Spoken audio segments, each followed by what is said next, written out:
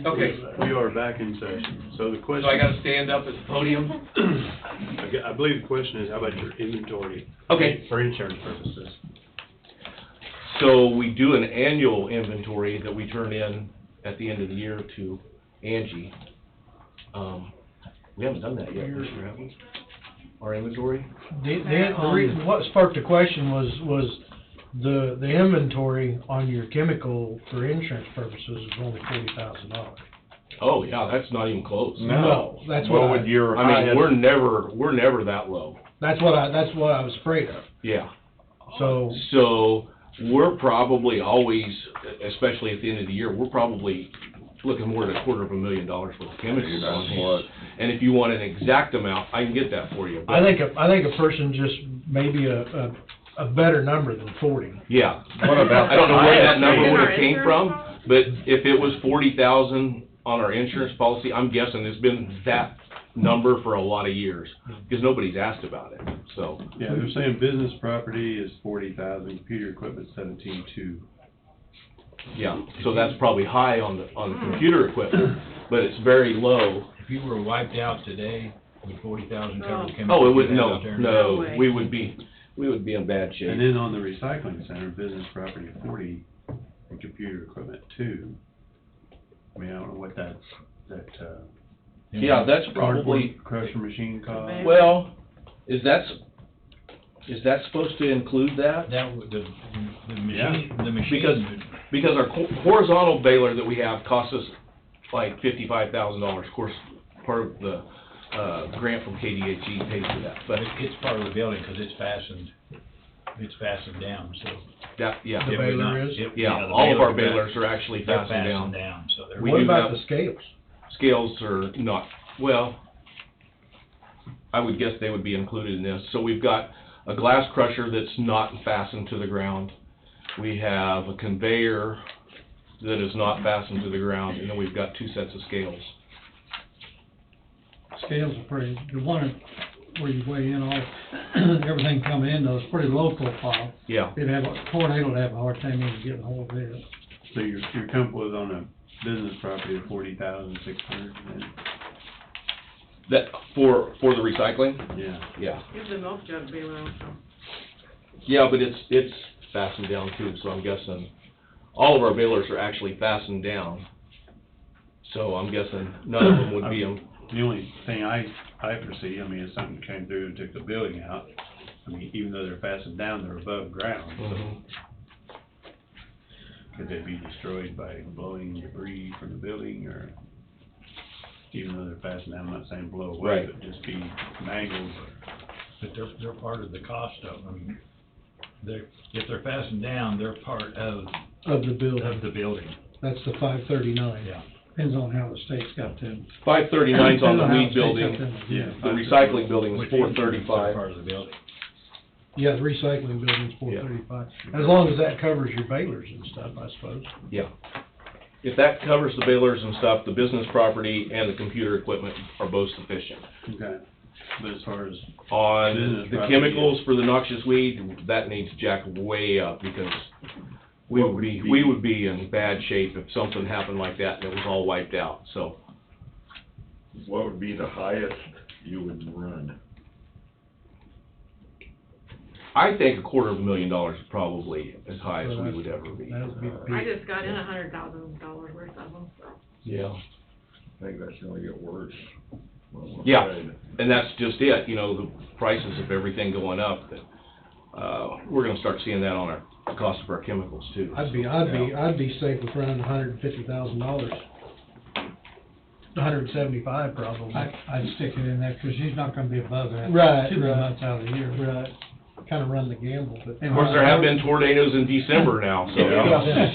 Normally, though, they're gonna be in the spring and summer, where 150, 175, and chances are that type of insurance is probably not real costly anyway. We could Well, if ask- it's not real costly, then we probably should go for that $250,000 number. Or 200 at least, Yeah. yeah. But 40 is not sufficient. No. Andrew, you might visit with Angela They're gonna to come maybe back project next week. 200. they're gonna come back That next way week. That's you 3 get pounds of pasture guard.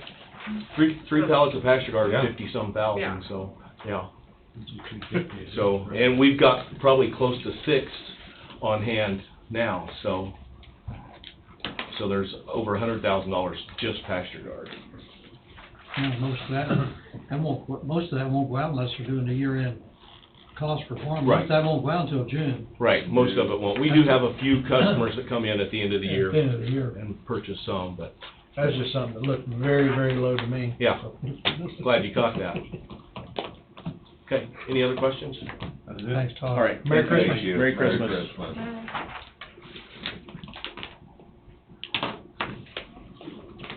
Did you have a lot? What do you need, like 5 minutes? Come on up. 'Cause Wayne will be like 30 minutes. 10 minutes. 7.5. Hour. Yeah, still 5. Won't take me very long. So, Angela said there was 18 claims, there'll be 19. So we had one of our 2020 Durangos just, get beat to death by hail, last week. Looks like he took a ball peen hammer and just beat it $5,000, a little less than 5,000. So we're gonna pay it out of our pockets, $5,000 deductible, but I just thought I'd let you know that, he got beat pretty good. So, yeah. So, went through with everything else, so there was only one, knock on wood, that went through, but, so, we do Richmond Body Works, is who we normally take it to, and they got it in and out, and they'll have it to us. I just wanted to bring it to your attention. Second thing, and I'll get out of here. So, last week we talked about the purchase of the E911 recorder, and I think I'm exempt, but to make sure, we probably ought to publish that we're gonna trade that in. Statute 19-211 says that if it's over $50,000, it probably needs to be published, it's gonna go to trade-in. I reached out to the Kansas Sheriff's Association legal advisor, our attorney, and he said, you're probably right, you're probably exempt because it says, if it's for law enforcement. But I think we talked publicly about it, we made it, everything else by statute we've done, we voted on it, we talked about it, had a motion. But again, we probably need to publish it just so we can say to the public that we're not hiding anything, which we weren't, we did it in an open public session. But let's just get it published, that way all our bases are covered, nobody can come back later and say we were doing something sneaky or whatever and didn't let somebody else take the opportunity to bid on it. So, I think, do you do that, Angie, if you publish it? I can do that, yeah. Yeah, we just need to publish it, whatever it is, 2 or 3 times, whatever statute says, I can't remember.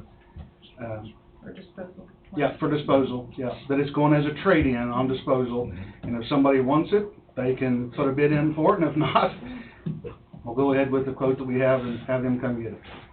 You guys okay with that? You may be exempt, you said 50,000, but I think our policy says anything over 50, we have to.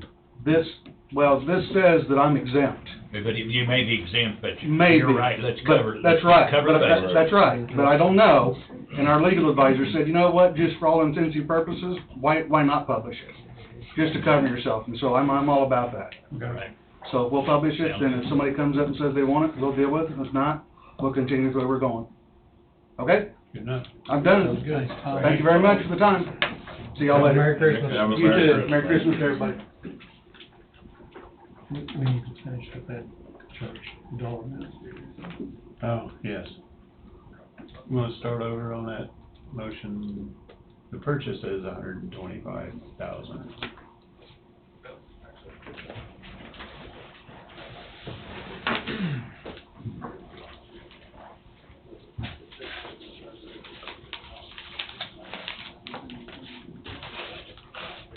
$125,000.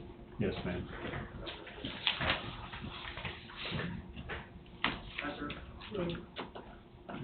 So, do you want me just to amend that motion, or what do you want me to do? Did we actually go through it all the way? We could amend it, can't we? Well, should be able to amend it and just Yeah. go through the routine again. Yeah, so, Move to authorize and direct the chairman to enter into a contract and sign all documents related to the purchase of the property at 600 Neosho Street, Burlington, Kansas, in the amount of $125,000, and to authorize the chairman to sign and issue any earnest money checks, funds to come from the general fund line item capital outlay. Moved by Jesse, seconded by Tim. Move. I'll second. Any further discussion? All in favor, say aye. Aye. Motion passes 5-0. Good work. Oh, we got one for today. Wayne, I think we finally made it, Okay. unless somebody else has something. Okay.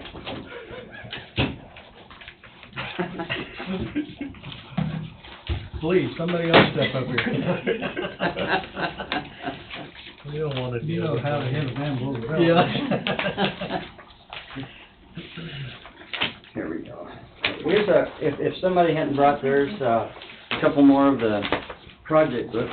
If you don't mind, what I'd like to have, think of it as a work session for the 2022 projects. I know last time I spoke about, I do. Sorry. I had Everybody's got one. I plan to basically make a motion, and on my engineer's report you'll find one. I was planning on basically moving forward, but had several discussions about different projects throughout the county, so I felt, well, this is the time to do it. This is the time to actually go through that book. So, probably what I need to do first, Chairman, is you have my engineer's report, so maybe we ought to work through that first before I get to the book, because Be fine. the book is, the motion number 63 would be the one for the construction project. So, 3 road permits, and what I have, this would be at least 2 of them, one of each on the flip. And then this would be construction zone. Yeah.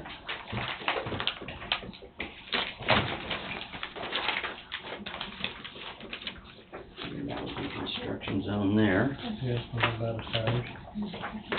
You guys got one radio tower or 2 at your shop? One at the shop, and then we have a repeater up at the water tower at Newstron, I believe. Repeater antenna at the water tower. That's where they're getting the second one. But you would think they'd have a picture of the, Well, they've got them at the same location. They both got them all addressed down at the shop, so that's not correct then. Because they're not at that address.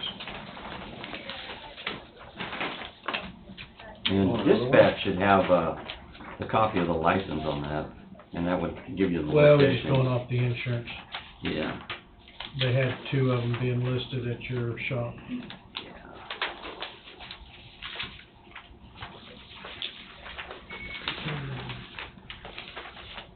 So, 2 road permits, as you have copies of.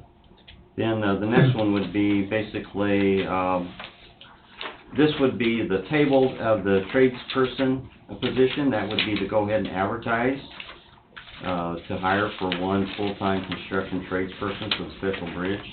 Of course, we'll open it up in-house, but there's no use in coming back, because it is likely that we will not necessarily be able to fill it in-house. So mine is, we'll open it up in-house, but most likely it'll be advertised outside as well, to still to try to bring in an employee. The next motion would be the 2022 construction projects. That motion, I would like to spend the time actually going through the book and picking up and having discussion about several projects. The next motion is actually the informal bid quotes. This is something we do every year at the end of this year for 2022. This would be for the gravel, and so all we're doing there is just basically housework. We're taking care of business, so we can purchase the gravel as needed. And then we'll bring you the list of what that spreadsheet would be in a couple of weeks after they fill it out. So those would be the motions that you'd have.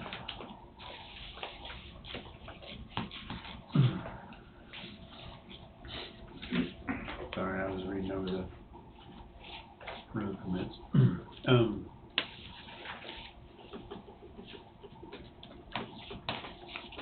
First one would be to pick up on the table motion that we had for the tradesperson. Yeah. Based on a recommendation of county engineer, move to approve the request for authorization to advertise and hire 1 full-time construction tradesperson for special bridge crew, no position being added.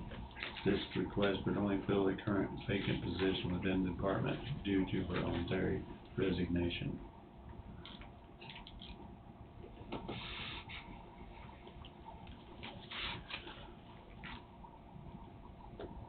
And you said you're advertising inside? We'll send it around first to see. Nobody's probably gonna wanna do it. Probably. And it's not to take anything away, it's just, nobody's comes to mind at this point, Right. so. Everybody's, for the most part, satisfied where they're at.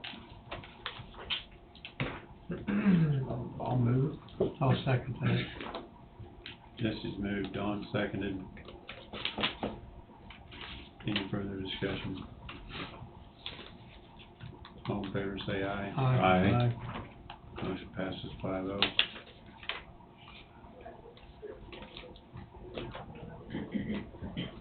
So we go to 2021-64, based upon the recommendation of county engineer, approval of the county attorney, move to waive purchasing policy as to advertising for good cause, said cause being to obtain informal quotes for all local active rock quarries and to approve the purchase of rock as needed for 2022 from the following quarries: Mid-States Materials LLC, Nelson, Harshman, APAC, Kansas Shears Division, and Harshman Nightland LLC respectively, depending on the location of the rock is to be used.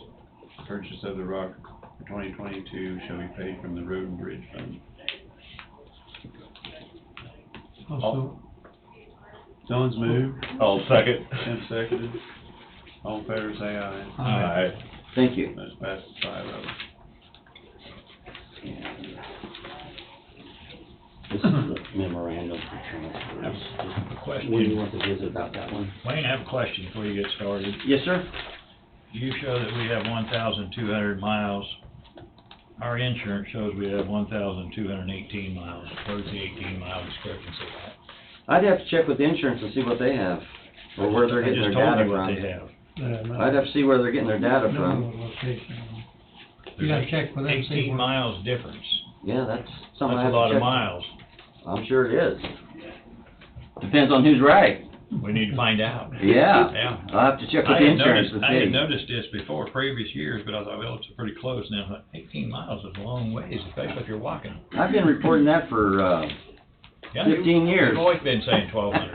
I think it's just been a carryover that's been, But we need to get that straightened out. Somebody's Yeah. carrying We need to over. get that straightened out Yeah. with them.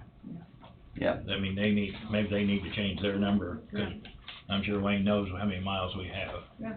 Well, our blade operators travel them, but it's not to say we can't make mistakes over 1,200 miles of road, so. But hopefully I have a pretty accurate inventory. All depends on if you cut the corner off on every turn, or if you went the outer side. I'm gonna be curious on where they got their numbers, I really am. We've been working with insurance today too, and we're finding a few discrepancies, and that was one of them that came up. So Okay, we'll get that straightened out. we will. I can look in our file too and see if it's something that was in our old file from years ago, I don't know. And we can double check ours. I mean, it's not to say we're perfect, make mistakes, Somebody, 18 miles, long ways. but we'll check. If you see me walking in that 18 miles, please stop and pick me up. Something's wrong. Page 18 in your books here's a revised one. So I'm gonna hand this one out to you. So we're off this. We're gonna be on the book, if you don't mind. I think it's an excellent opportunity for us just to visit a little bit. Mine's not numbered pages. Well, yeah, okay. 11. That should get you. Mine's 15 to 17. It's the next last page, that, Yeah. There's only 18 pages. yeah. So this here replaces page 18, yes. Okay. There. We need another one of these. I'm missing an 18. Oh, well, if you pulled up one of the new ones, I don't think 18 was in there. So, yeah, that would be replacing 18 or putting Thank you. 18 in there. Yes. I'll go to the new book, the old booklet. It's in this, Yes, sir. It's in, Yes, sir. It they should already be. have that too.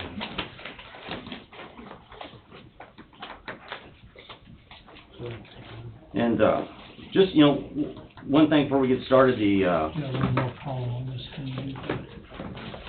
the bridge between New Strand and Burlington, I think is a great idea. I'm glad we're moving forward from it, from a discussion this morning. I know that Bob's put a lot of work into it. There's a trail already existing, a gravel trail. But I think this is gonna be the door of opportunity to make that a bridge. And there is a lot of money out there. And this is what Saban was talking about, not just to restate it again, but they got $2.8 billion over 5 years for Kansas alone. And then they have $28 million over 5 years, and this would be basically the FAST Act. And that's on top of their already money they have. This is on top of the regular money that they This is get. added. That's what a lot of people need to understand. This is added money This is added money. to the transportation department. And so some of that, or the discussion we're gonna have basically sets us up for this as well. I mean, if we set things up, I'm gonna be talking about basically bridges and bridge replacements here pretty soon. But if you basically shelf some of these projects and get them to the point, you put some money up front, shelf them. They had a memo out, there was an email out, this was a week or two ago, and they said if those things are shelved, we're more likely to pick your project for these grants than we would somebody that starts from scratch. That's asking for the grant. Because what they continue to run into is that once they are picked and chosen, that project does not move along at a rate in which basically the federal funding is being spent. Right. So then they have to give back to the feds. And that hurts them. That hurts the state when we have to do that. So if we position ourselves, and I'd rather have somebody pay me 90 cents on the dollar when I'm spending my own money than just trying to pay for all of it out of my own pocket. So I'm always going to be that way. So, if you don't mind, in the book itself, there was some discussions that we had, that I've had with a few folks, and some of it from the commission, some of it was just a couple calls here and there, and some of it was just things that popped up here last week. And then also, too, some of this is discussion about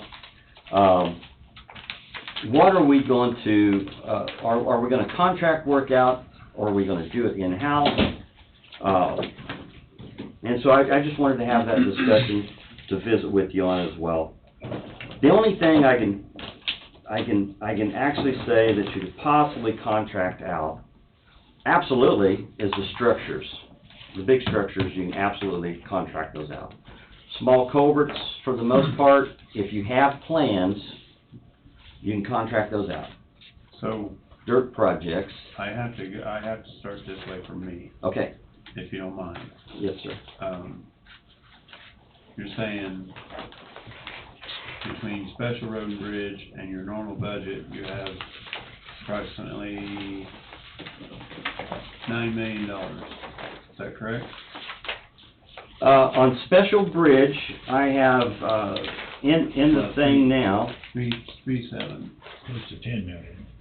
well, Closer to 10. Close to 10 million overall, is that correct? just a minute, there's a little bit to it. Right now, I believe, and I got the sheets, if I can find them here, just a second. Right now, I have 2.3 million in my special bridge at this point. If you look at the budget, I am authorized in 2022, here it is, right here, sir. Special bridge, I have currently right now $2.7 million in special bridge. That's out of this report that comes from the treasurer's office, Okay. okay? And now, special highways, 2.6 million. I do have that.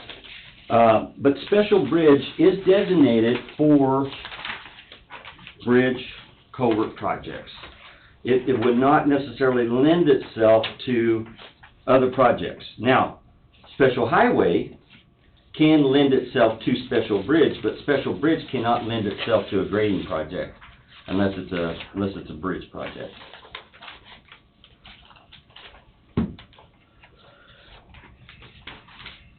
So the spending of the money is limited in certain ways of how I can spend it. I understand that part. I guess what I'm saying is, or trying to lead up to is, so out of that, 2.7 million you have in there, when you have all these projects listed, I mean, you have listed your overlay project and you have an estimated cost on that. Mm-hmm. You have an estimated cost for overlay of each project. And the shoulder improvement as well. But when you're talking about your crack sealing and routering and double chip seal, fog seals, everything like that, there's no number attached to those for possible cost of materials. What I would have on that is back into my road and bridge fund. That would be coming out of my road and bridge fund, so I have my line items for my asphalt oil, and then I have gravel as well. But that does not show up on that document. Yeah. I guess what I'm saying is,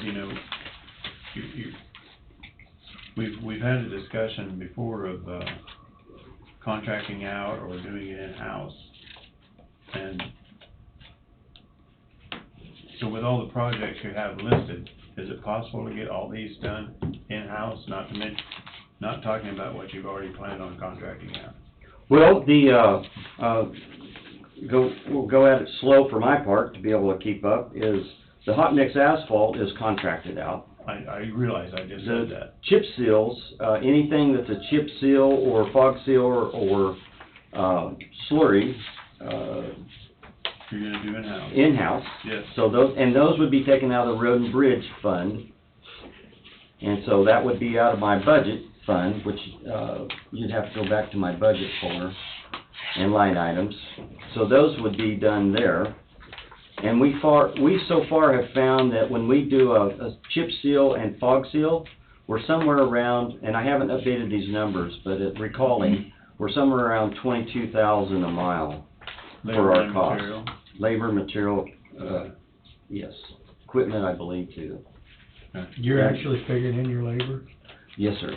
Really? I know it doesn't make sense when you're being paid No, labor. I just figured that was the hard cost. When we do our work order, our program basically has our labor cost. Okay. Now, it doesn't have the benefit cost into it, all right? But it has our hourly rate for that employee. So we list the employee, how many hours that they have via time card. Then we basically list the equipment via time card, and then what the rate is. And for the most part, the rate that we're using is the FEMA rate, the hourly rate for FEMA, for equipment, and then the material cost, direct material cost. So we add that all up, we divide it by the miles, and so the numbers I get is about 22,000. If you contract it, I think you're gonna find somewhere around 28 or something like that. No, I have no doubt you can do that cheaper. Yeah. Sure you can do. I guess what I'm trying to lead up, you're gonna ask us a question, which one of these projects do you want us, would we like to see contracted out? Yeah. I guess I'm saying is, can you get all these projects done with your 52 employees? It's necessary, so to speak, For the, that you're planning on doing outside of what you already plan on contracting out. historically, the map that you have right there is never finished within that given year. Okay. So our folks, due to weather, due to basically circumstances that may happen, may prevent us from being able to get on every one of those projects. Okay. And so we have to shift priorities. But we do have enough to keep us busy enough projects to keep us busy. We don't have to look for them, but we have enough projects to keep us busy.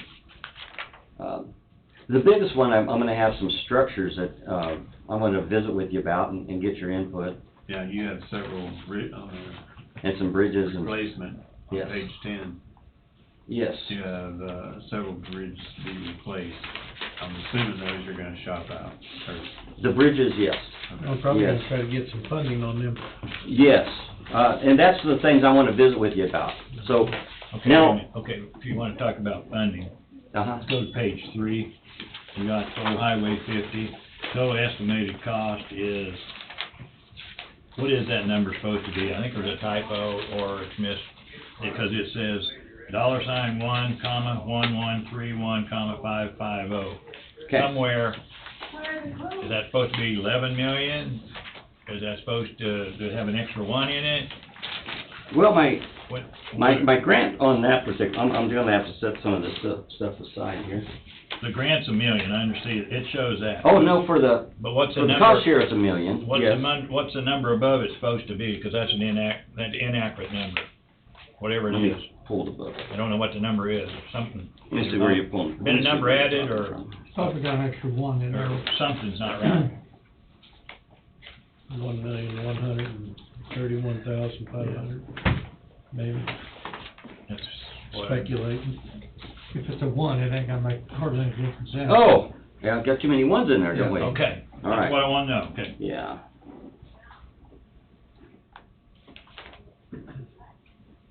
Or it could've been 11 million. That's what I wanna know, 11 million, I was like, whoa. So it's 1,131,500. We're having a turnpike up there, Bob. Yeah. I'm gonna charge you greatly easy. I'll be there.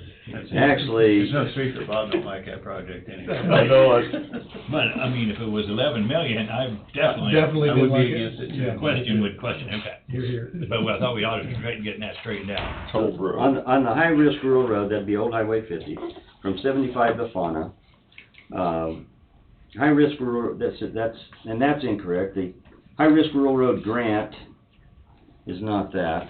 It's, 2.4 something million dollars is what we That's what I received. thought, but- Yeah. Oh, yeah, that was the danger road, wasn't it? Yes, sir. Yeah. High-risk rural road, we received 2.4, and I have that, I gotta find it. Because we did have it for $1 million, and then didn't they turn it around and make it the, high risk road? They made it high-risk rural road, Yeah. yeah. Yeah, I think the state was gonna award 9.8 for the whole state, and we ended up getting about 25% It's of gonna that cost the county 9.8. 850,000 or something like that. Okay, so Correct. I'll give that to you here just a second. Okay, here we go. US 50, all right. Project total, participating project cost, roadside improvements. Okay, so, well, there is a slight difference here. On the award letter from KDOT, $2,350,000. Okay? And that was what we were awarded. The participation request, I had $2,439,000, so I'm not for sure, I'd have to check with the state on that one. So you're thinking we might have to cough up $100 and some thousand? Well, we got $2,350,000. What you're gonna see on that one is, this is the basic, we've already done the 7 miles, we just finished the 7 miles of survey on that road. What I thought that I could do was just to basically have one of our specification books, and then place 1 or 2 documents into it just to explain that you're gonna be widening the shoulder for 7 miles. All right. Well, the state didn't like that. You know, that's too simple. So we had to survey the whole mile, or the whole 7 miles, from fence line to fence line, for the most part. And now I have a whole developed plan sheet of 7 miles of road. So I had to cross-section everything. And so what we're doing is you're gonna do 4 foot wide on each side of the road, so that's 8 total, cement treated base, 6 inches of cement treated base. Then you're gonna put 4 inches of hot mix asphalt over the top of that cement, 2 foot wide. Then we're gonna put a fabric, 4 foot wide, 2 foot on the side that we're adding, 2 foot on the old pavement. Then you're gonna put 2 inches across the whole pavement itself. Oh, okay. Okay? So that fabric then is going to tie in that joint. Because the fabric has tensile strength to it that asphalt, just pushing against asphalt or pushing against concrete, does not. So part of this is maintenance. That's why you're gonna have just a little bit more cost, but you're doing maintenance over the 20 foot of Old Highway 50, going there for 7 miles.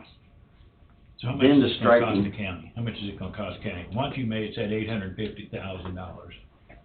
On that, what we're gonna have is we're gonna have, the maintenance that we're doing, the, Old Highway 50 is 20 foot wide. Then you're gonna have basically the shouldering itself. Now, the participating, I know you asked a question, I will get to it if you just give me just a little bit of time here. The $2,350,000 will go towards the shouldering only, the widening of the shoulders. The maintenance that goes over the top of it is the county cost. We have to do the maintenance over that 20 foot regardless. So that cost will be the county's cost. So now you're looking at about $120,000 per mile for 2 inches times 7 So you're running 840. is gonna be the additional cost Yeah. that you're gonna have on top of it. Then So- Then you're gonna have to stripe it. Then you're gonna stripe it for 7 miles as well. There's gonna be probably a little bit more gravel that's gonna be added on the shoulders, bring everything back up. That's all gonna be part of the contract as well. That is set to be bid in August of '22. Oh, wow, that far out, huh? Well, actually, that's close. That's close. They're already asking me for environmental at this point. In KDOT's eyes, yeah, That's pretty fast in KDOT's eyes. That's when they normally run their big lettings, Yeah. is in August. So, if that takes care of Old 50, I'll put that document there. So since we're talking about those, let's go ahead and talk about 6A project. That is the bridge that we're finishing the plans up now. I'm waiting on geology so we can finalize the foundation. So on 6A, this is the bridge used pretty much as a single drive. It was Koopman's On structure. 50 Highway. Yeah. Yes, on the north side.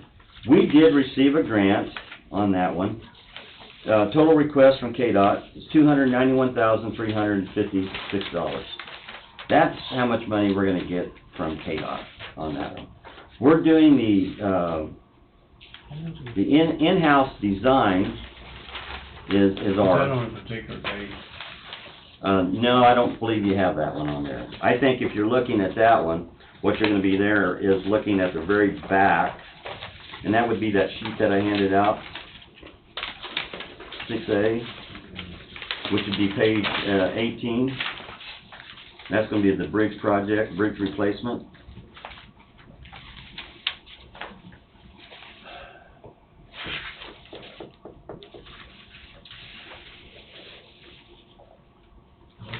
And which one would that be? It says bridge replacement number 1. It is located 26.01 P.5. Okay, the top one, okay. Yes, and 6A is the project numbers. And that, the existing structure is a timber bridge. And how much do you say the state was gonna give us for that? The state's gonna give us $291,356 is what I have. That's the requested amount. Is that a 80% or 90%? Yes, sir, it's an 80/20. 80/20? Yeah. So, another 80,000 out of our pocket, right? You said 90%? 80%, or 20% is our match on that. 58,000 then. Yeah. We don't, So somewhere around 60,000, what you're gonna have. So is this one of them's gonna go out for a bid? You're bidding this out, right? April, hopefully. Yes, sir. Okay. That'll go out for contract. And we're... This would be all contract. And we're going to, would it be beside this one? Yes, sir. The old one, the best way to approach that is the Historical Society will really want to keep those timber bridges. We'll put banisters up to keep traffic from going through, but I know that I can get the permit through better if I keep it than I would if I removed it. The hurdles that I would get. So all these bridges you're planning on sending out for bid? Yes, sir. Now, those two Old Highway 50 and 6A are plans we're developing in-house. This next one, grant money, is we were awarded $1 million for the cost share. This would be acceleration, deceleration lanes on 75 highway. Our expected cost on that is somewhere around, our additional cost is going to be somewhere around $40,000 or $400,000 on our part. There will be a substantial improvement on this, is because at Cross Street, we're going to extend the sidewalk over to the drive of Dollar General. We're going to also enclose the drainage for the ditch right in front of Dollar General. And then obviously widen that lane to go through that drive of Dollar General and also the next drive is all part of that. The old granite place. Yes. And so on that one is I am expecting, I've done a qualified for bidders, request for proposal, qualifying bidders, and I should be receiving something Wednesday. Qualification base is not a bidding process. It's not to be tied into basically how much you can do it for. It's rather to be how you can staff the project. And any type of federal funds that might be tied to it will require that type of approach. And then once you basically identify that this particular consultant can handle the project, then I have to go back and then negotiate with them to say, okay, what's going to be your price for the engineering side of things. So, going back to, as you looked at my funds, and you're looking at my funds, you're saying, okay, well, Wayne, you got all this money, what are you going to do with it? Then I'm going to go back, because Bob asked a question, so I come off the budget here, and I just wanted to pass on that this is in your budget. This is 2022. This, you have that on the front page, right there on your front page. If you look at Special Bridge, what you're going to find is on Special Bridge, and that is, the detailed section is on page 14 of Special Bridge. We don't have nothing like that. Oh, you're not going to find it in what I sent you. But you're asking where my money's at and what I'm doing with it, where I'm going, is this is your budget. This is Special Bridge here. I'm authorized to spend. Where's those pages at? They're not in the budget book. They're not in. Yeah, they're not in there. They're in the budget book. It's got to be in the 2022 Yeah. budget. But you're wanting to know where the money, all the money's coming from, or where it's going to go. I'm trying to explain how that's working, where I'm getting it from. No, that's why I was trying to word myself the best I could, so I wouldn't misunderstood. 52. Save any confusion like this happening all at Special once. Bridge, 52, 53. Yeah. I know you're authorized to spend X amount of dollars. My question was, out of your authorization to spend close to $10 million, give or take, it's not an exact number, I agree, because I'm not looking at the same documents you are. Right. I'm just pulling a number, basically, whatever that number is, you're allowed to spend. Whether it be special road, you can tell me, I got $3 million in special road and bridge. I'm gonna spend $2.8 million fixing these 6 freaking bridges. And then you're gonna tell me, out of $7 million in my other fund, I'm gonna spend $3 million milling and overlay, and the rest of it goes to normal maintenance. I mean, we can keep it that simple. We can keep it that simple. I will get it that simple for you, but I don't have it that simple for you now. Why not? That's what I'll work on, to get it that simple for you. I would like to see it that simple. That way, I would like to do what you like to make it that simple. yeah, I mean, we can throw numbers and talk about Bridge 6A and 6B and 10D and all like that all freaking day long. Yeah. But that's not what we're here for, in my opinion. You're gonna tell me 6A is gonna cost us $290,000. That's fine by me. Right. I mean, I got 5 bridges. In my special road and bridge fund, I have $3 million. We're gonna spend this amount on these 5 bridges. Mhm. That's all I want. Okay. And then again, I go back to your normal maintenance stuff. You Right. tell me your normal maintenance costs you, I mean, even like your snap ties, crossroad replacements. I mean, you have costs for everything, but we don't have a cost for this pipe and how much it's gonna cost you to lay that in. I got you. So, I mean, you said earlier on your chip seals, you know it's 20 whatever About thousand a 22. mile, Mhm. then you put your labor in at that as well. But That should be can we not included. do that with an estimated cost on a crossroad pipe? Yes, we can. I'll put it in there. Okay. I'll get it updated. Or even the snap ties, or, then you also have your, what's the other one, sorry. Yeah, your snap ties. And then, I think there was another one, I'm sorry. I guess what I'm saying is, it could be simpler, Right. in my opinion. I don't even have something else. Oh, I know where it was at. So it's back here. We have normal maintenance on chip seal, which we already know what that cost is. So why not in our spreadsheet, do we not see how much you're spending on chip seal? I can do that. As well as how much you're spending on pipes? And then, because you got your bridges listed, your box culverts, that would be the other, the box replacements, is those in-house, those out-house? Those are the things I was wanting to visit with you about. The cost that I have there for the culverts. Is Are- that just for the culverts? Yeah, just for the cost of the culverts, material only. So,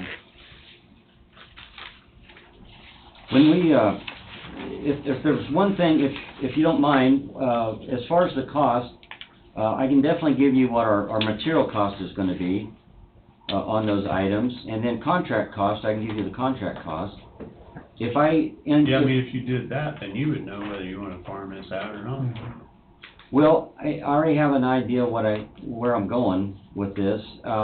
What I wouldn't be able to do is give you my labor and equipment, because basically, if you're looking at my budget, that includes my labor, but it doesn't include equipment costs. We don't put Well, I equipment guess what costs I'm into our saying is, budget. you can tell me that a box replacement, the estimate's 18,000, that's just for the box, correct? Yes. Then you also just said you could tell me how much it was gonna cost if you hired a contractor, give or take. So much, didn't you? Am I wrong there? Well, I was asking what projects we're wanting to do for contractor, Well, and there's where I'm leading up to. So yeah, you're telling me this box is 18,000 material, yeah, say a contractor's gonna charge us 3 times that amount, okay.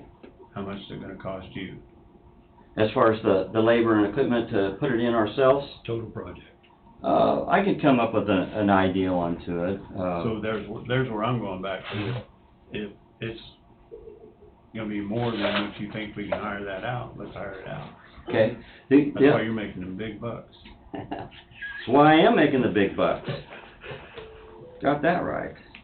So I mean, So- that's all I'm leading up to. When I talk I can break about- it down for you. that When I way. talk about hiring out, because remember, Yeah. when you did, when we were talking about the guardrail out there on Wolf Creek Road, I call it, Mhm. it's whatever number that is. Yeah.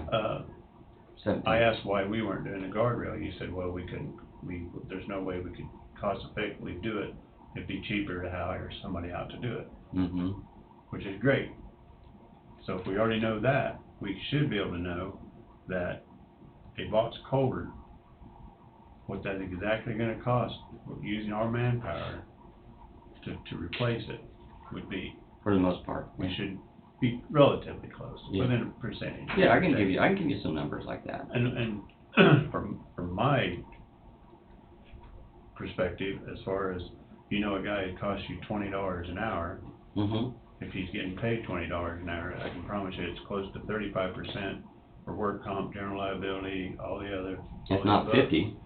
Well, by the time you add in his retirement and everything, you might as well just say he's costing about $32 an hour. Or 1.5 times whatever the rate Yeah, is. so Yeah, I I run into guess that's that. what I'm, to help you get closer, I guess, Yeah. because I know you said you just use their hourly rate on, earlier on our I think discussion. you gotta factor in their benefits. Yeah.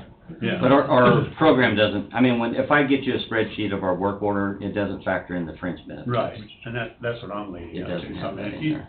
you know, you have a general idea, I mean, you can use an average, say it's $25 an hour per man, Mm-hmm. or just $50 an hour per man would be a good average maybe, but I guess that's all I'm trying to say is, if a box culvert, you got a general idea what you can get that contracted for.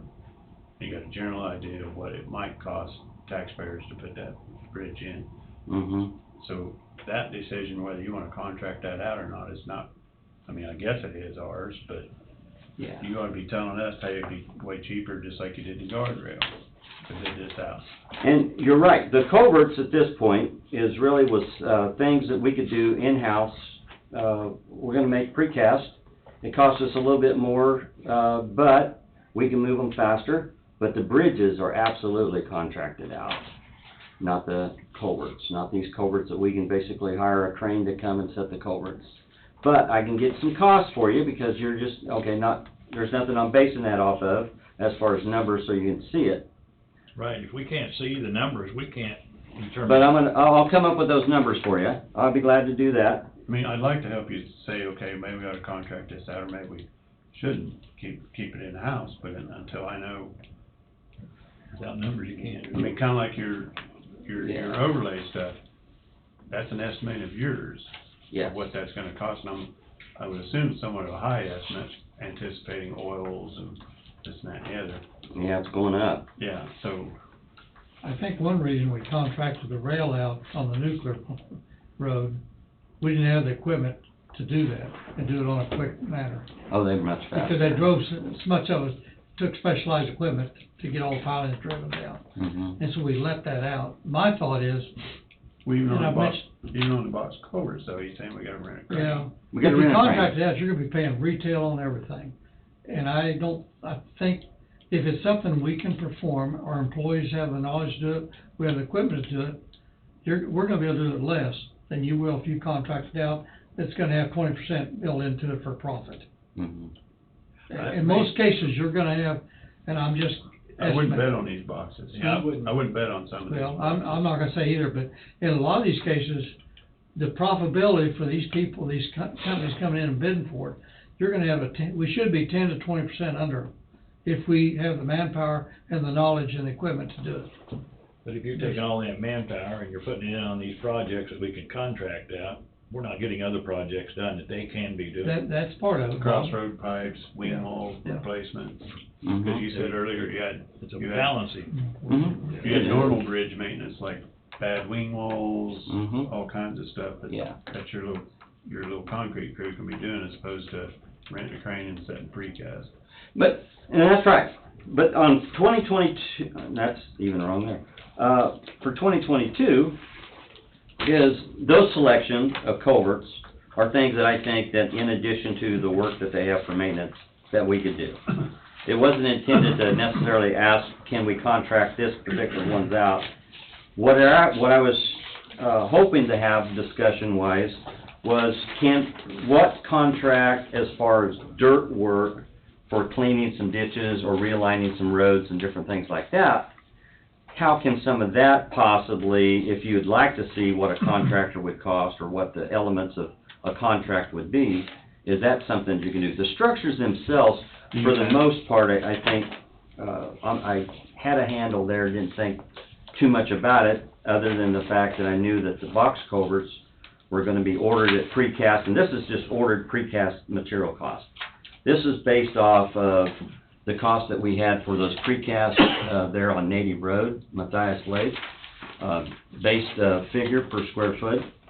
And so the precasts on those were not necessarily things I was looking at contracting out. I'm just saying, well, let's just do a precast, and then, we just put it in quickly, and keep moving on. The bridges, as you can see there, you have, of the current size of the structure, you have, just over $700,000. But the actual size, when you start adding the actual size onto it, you're gonna have closer to $1 million, because your bridge isn't gonna be 20 foot wide. But anyway, those would be contracts. What I'm showing there is all of those bridges, when we're saying, okay, we want contracts or have contracts, all of those bridges would be basically contractors coming in and doing that work. Crossroad culvert pipes, that's something that we do. I mean, I can put cost associated with it, that's fine.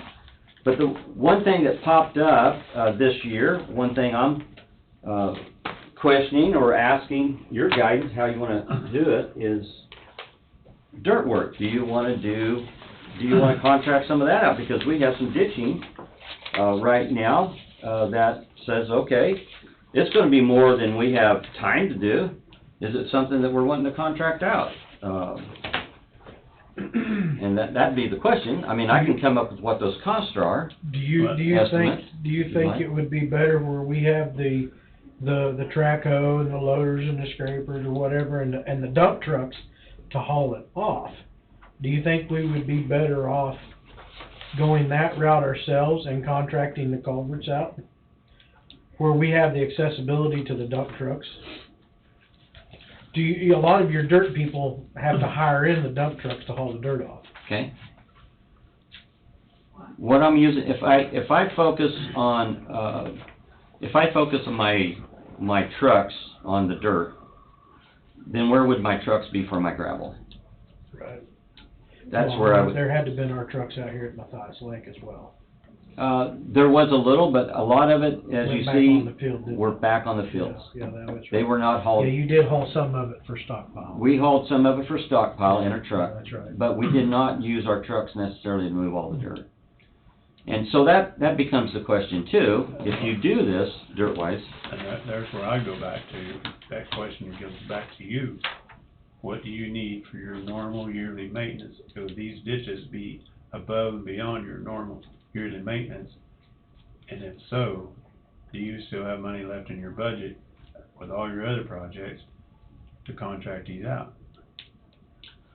I do have extra money in my budget in the special highway fund that I could pick some projects, ditching and such as that could be done. I'm not asking you to contract out a bunch of stuff. I'm just, you would know, I mean, not that we can't assist with that, but you would know better than us, I think, how much you can actually do with the employees you have in a year's time.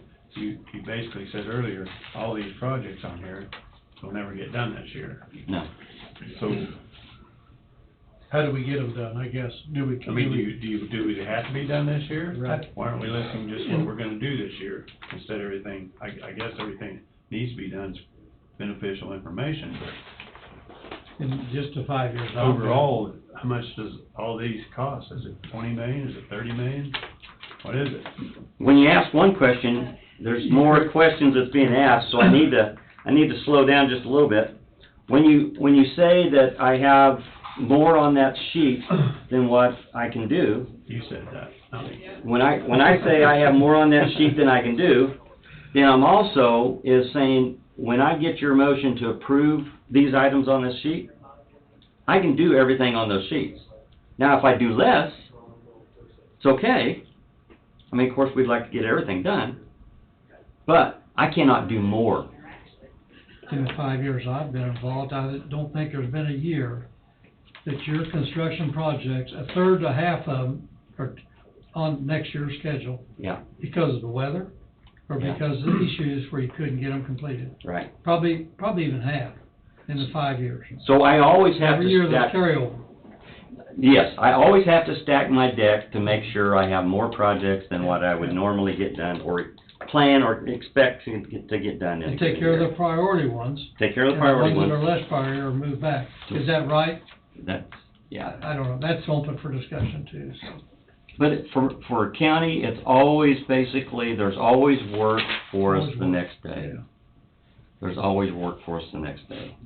I get what you're saying from that. I would like to have the challenge to get those numbers for you, because they're worthy numbers to get.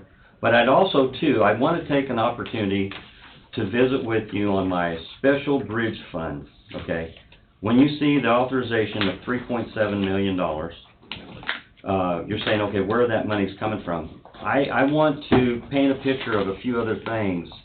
And I'm going to just stay with that for right now. I'm going to leave the rest of it alone because I really need to get some numbers for you to make more sense of what I'm putting out there. And maybe I'm making it too complicated to make, Oh, no, you're asking good questions, and I need to be able to answer them. Okay.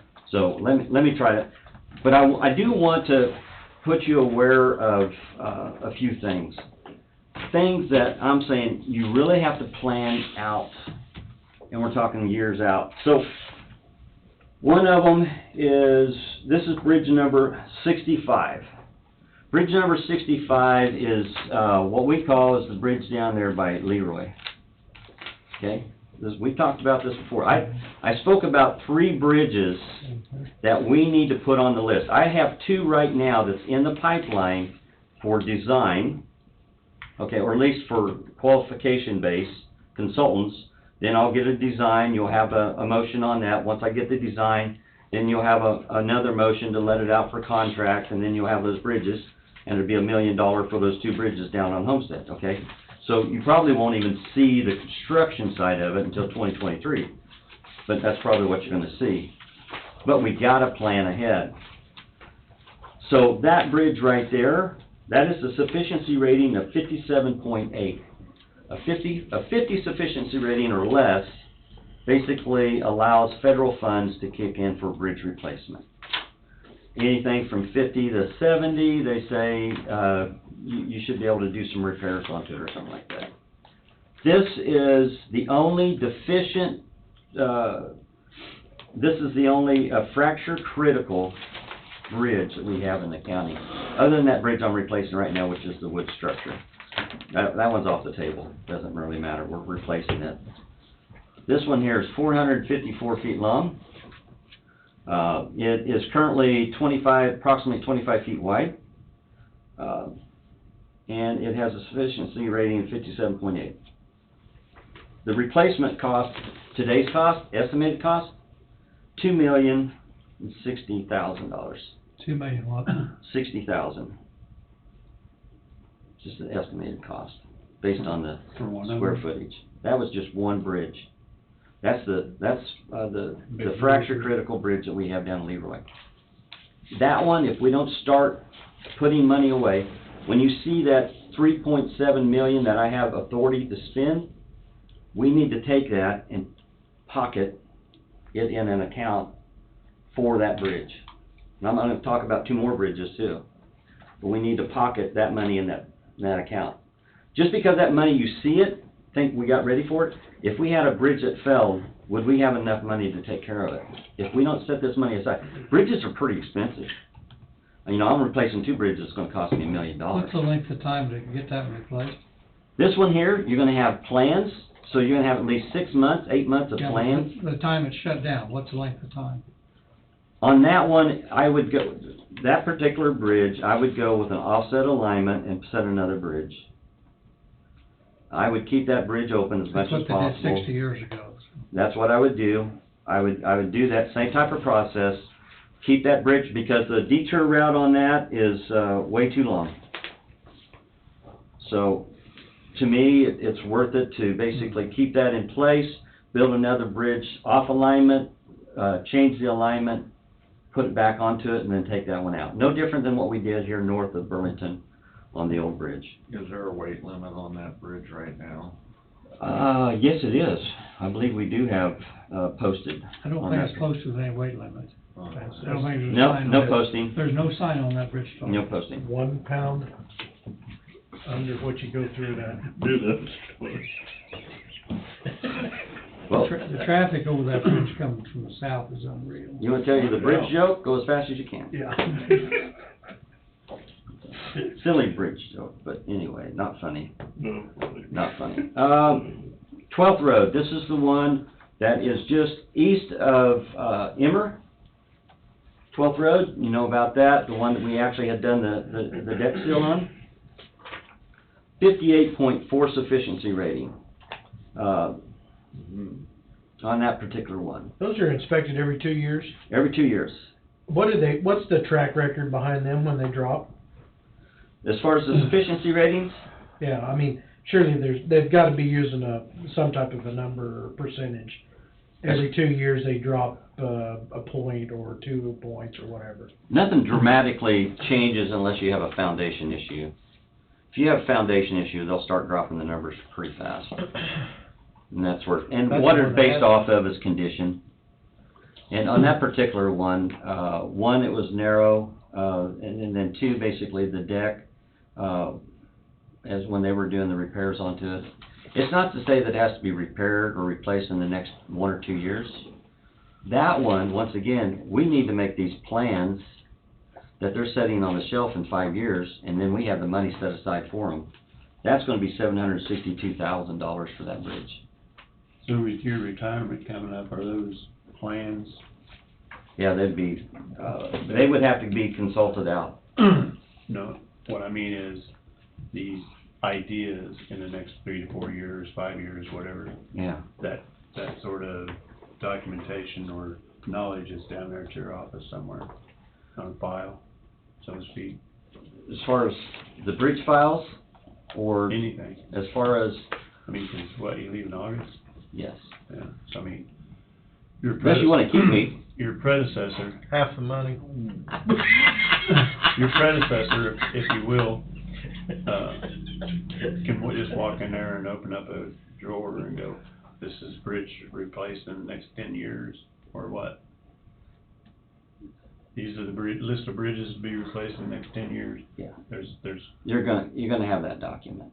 all that's gonna be there. It's gonna be part of this, Okay, yeah. all right.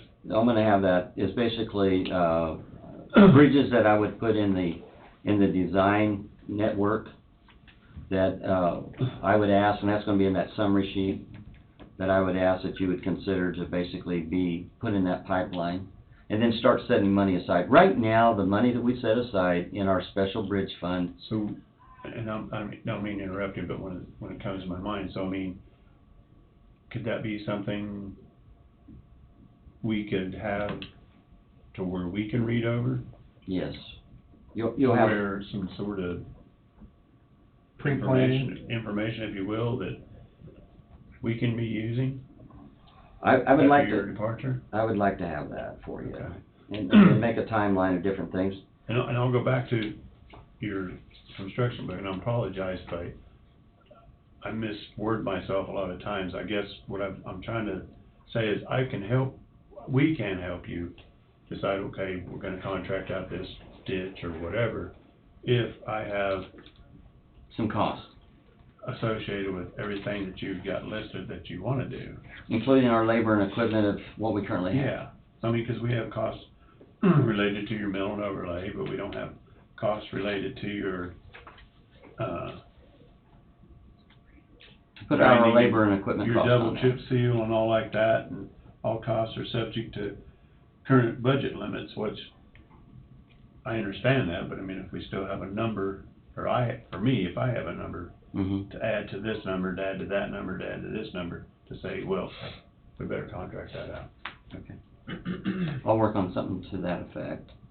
What I'd like to do on the bridges is, of the three that I just listed, what I'd like to do would be to come back, first part of next year and actually, come out for a recommendation for, request for proposal for a consultant to come in and start working on the design of these three structures. What was the third one? I don't think you got to the third one. I did not. And those, and we gotta get a consultant, because you said the span was too long for you, is that correct? Yeah, anything that's,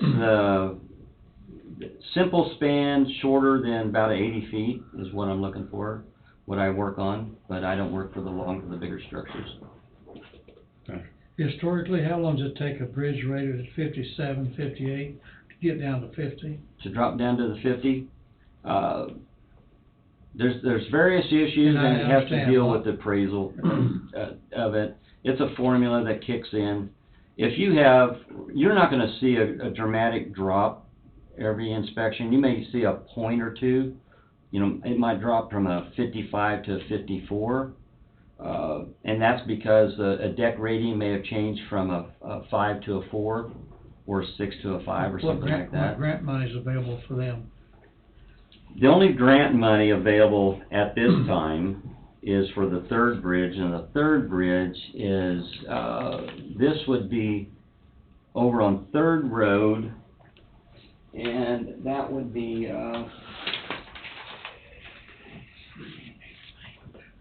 Underwood, I believe. Yeah, Third and Underwood. It's just basically, west of the asphalt, there at the, Gold Post Road. It's right there at Eddie Cross's corner. Yeah. That structure right there would be my third one. That one would qualify for some of the grants that are coming out, because It's it's not- under 50 foot. It's not 80 foot, yeah. And it has a 51.1. Its estimated cost is $166,000. That one, if you have a shelf-ready set of plans, there's a good likelihood that you would have a grant available for that structure that would pay for most of it. These other two, you could put together basically an application for a grant, but unless you see 50 or less on your sufficiency rating, you're not going to get the grants from the federal government.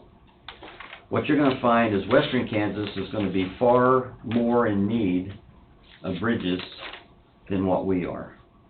But we can wait until we get 50 sufficiency rating, and then what you're going to find is bridges that are posted that will not support our ag traffic.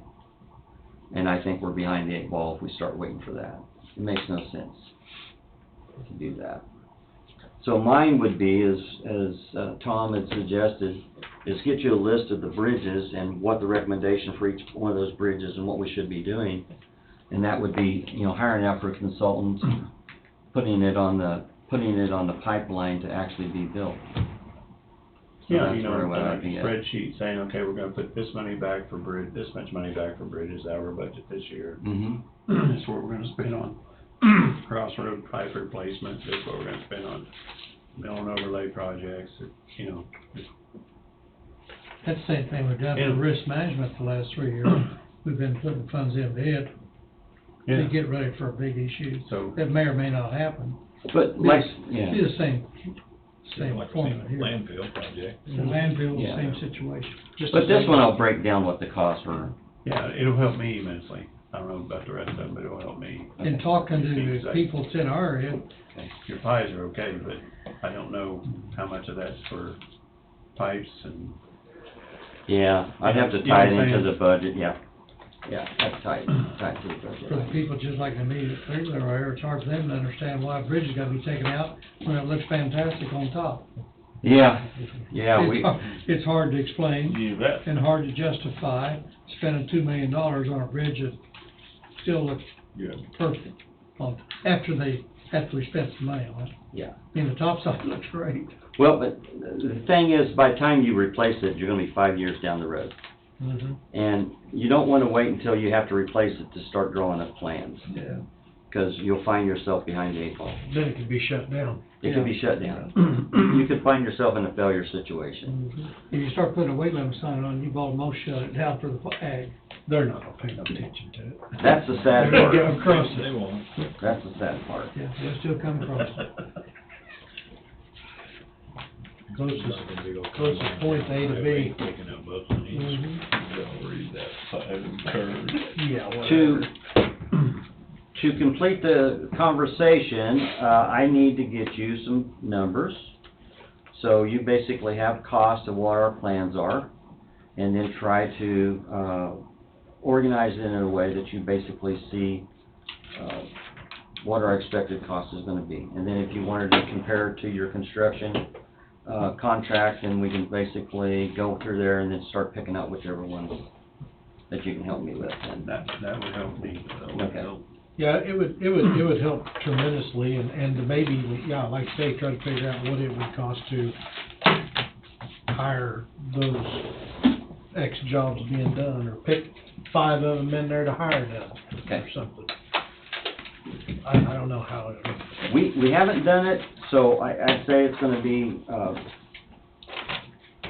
little bit different. I understand what you're saying by having more on your plate than what you can actually accomplish, because Mm-hmm, I do it all the time, so. yeah. But I still have costs associated with each of those things coming up, so. And what I'll do, I'll put that cost in there, on our expected cost. I'll break it down to labor, equipment, material. And I should have that conversation with you when I was down visiting her. Oh, that's what this was about, Okay. so I'm okay with that. Do you all have any questions for me at this point? On the construction projects you've got set up, Wayne, on the striping, I don't need to stop here. We need to talk about a Sure you few, do. we need to talk about a few projects that if you want in the book. well, we've got 2 or 3 in our area that isn't even listed here, that. That's you know, what I wanted you to mark up on the book. They're Leroy, you know, we talked to them a year and a half ago. That's the one. The county's dumping water on private property causing 2 acres of flooding all the time, plus another couple other projects, so. Yes. That's what I needed to visit with you about. But, Tim, you had a question on striping? Yes, on Old 50. 50. Between Lebo and we narrowed it down. Did that ever get done? Well, what we had on that one was, we ground the edges because we had some, damage on the pavement. Yeah. So we decided to go ahead and grind that down, and then we posted it at 45, and so the posting signs are still out there. And so that was to take care of those edges that are not striped. The striping that I recall was only from, Fauna to the county line, and that was to move them into 10 feet. Leave the edges alone, don't grind them up, but move them into 10 feet, and then just blacken out the edges that were on the edge of the road. Jesse had visited with me, a mess, and mix up. they had appeared to be not necessarily 10 feet.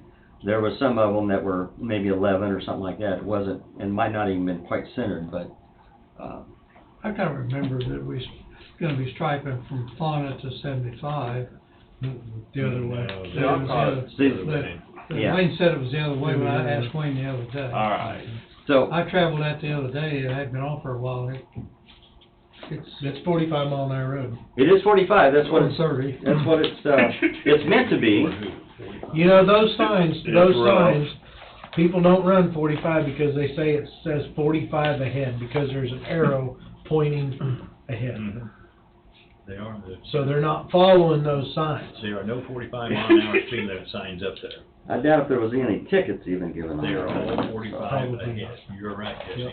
I'll have to check I that. guarantee you, they say 45. So where they were waiting to go ahead Ahead, I until they guess, see to an get the actual next sign one, that yeah. says 45? Yeah. That's just a suggestion. It's a anyway. suggestion. It's a suggested speed, that's what I keep hearing, yeah, that's what I keep hearing. The other day, everybody was driving pretty decent on it, though. It's Probably tough to be a 55. traffic engineer. That one day I was on it, it wasn't too bad. See, for I was some thinking we reason, was gonna stripe it. Just mark it 45. See, I thought we just would mark in the middle lane and then let them I've go seen- off of it. We were striping it because we was talking about spending $1,000 a mile. Yeah. I Oh, thought- That Well, was on. But that was on Fauna to the county line. Yeah, And was $5,000, because I came back in and visited about that. I said My approximately mistake. And 5,000. are they gonna cheapen up the next stripe job because of what they did improper on 50, on Fauna West? I will visit with them. You know the response to that, Jeff. I'll visit with them. You want me to tell you? They was doing it so fast, I couldn't get them called in time. I couldn't. I But, called you know, Wayne that day. We used to do it, Screwed up. and we had a paint rig on the back of a truck. Mhm. And it just basically went on the back of the truck, and they had to replace the pumps, the gaskets and all that stuff. And I think it was almost, and I hate to be wrong, and I'm sure somebody will correct me, but I was thinking it was almost $30,000 to replace all of that stuff to get it going every year. Just general maintenance. Just the maintenance on the paint That rig. paint is horrible. So that's what I recall. And then we said, well, that just doesn't work really well. Miami County was doing it. with these folks, and they have, for the last several years, been the only ones that bid on it. Let me tell you, they're worried about making so many dollars per mile, because they was flying painting that I've road. never followed one of those. How fast are they driving? He's as fast as he can go. Paying the employees by hour. He's running 45 mile an hour. Even 50 the mile center an hour. stripe for the Yes, sir. intermittent? Mainly. I didn't think they could drop glass that fast too, either. I figured maybe 30 mile an hour. No, he was flying. Well, I'm kinda like Bob right now, I'm like, okay, let's get this over. So I want, if you would give me some input on the road closure, yeah, I picked him out, he picked him right out. Him and I were on the same page on that clock back there. So if we look at the road closure between 8 and 9, between P and O, as a, We on the So it's general Oxen low Lane. maintenance? I'm on page 9, actually, yes. Page 9 on the 6 sheet, and that would be maintenance construction I'm plan, looking at where, page 9. And that would be, Oxen Lane between 9 or 8 and 9. That's a road that's been closed, well over a year, I believe, at this point.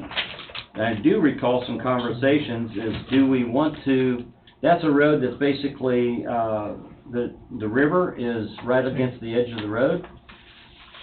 Do we want to move the road, pay the landowner, or ask the landowner to donate the land, that ain't gonna happen, 'cause I know the landowner. then pay the landowner to move the road? Do we still want that road? And, that's where I'm at. What's your opinion? What would be your like? But I haven't was they- good. Do we really need that road? That's what I, yeah. Because those people out there can actually come in from either direction on there. Yes. Because if I, yeah, they can go in from either direction. It's not, Between Yeah. 8 and 9. That's where for me, it's not to say it's a necessity. It's not a evacuation route. It's not an emergency road route. It is for the ag community. Is it something that you're wanting to keep open? If you do, we're gonna have to move the road. Otherwise, it has to either stay closed in its current condition. I visited with Joe the other day Thank you, because Ray. Hampton Township is wanting to clean up a mile-long drainage down through the section to the east of it and north. But Joe owns the southwest 80 of that section. Okay. And when I was talking to him, he said, what are you gonna do about the river road that I need access to? How often, I don't know. There is 200 or 300 acres in what we used to call the Dodge Place, because the family of Gene Sawyer farmed that for many, many years. The river's got the big bend in it there. The grain transportation would go up that road if it was open. Is it absolutely necessary? Probably not. I didn't ask Joe, yeah, the discussion between the county and him evidently a year or so ago, the county's wanting to move it a little bit further out than what he was wanting to be moved out. And like I said to him, if we don't move it too far out, we're gonna be redoing the thing in 10 years. We need to move it far enough out to where the river won't get to it for a long time. Whether he would contribute, because he wants access to it, whether he would contribute 2 or 3 acres there, I did not ask for a response. My assumption, the road will be moved out into some ground that is not farmable, or not being farmed. I'm not saying farmable, but not being farmed. I'm not too sure he wouldn't help us a little bit.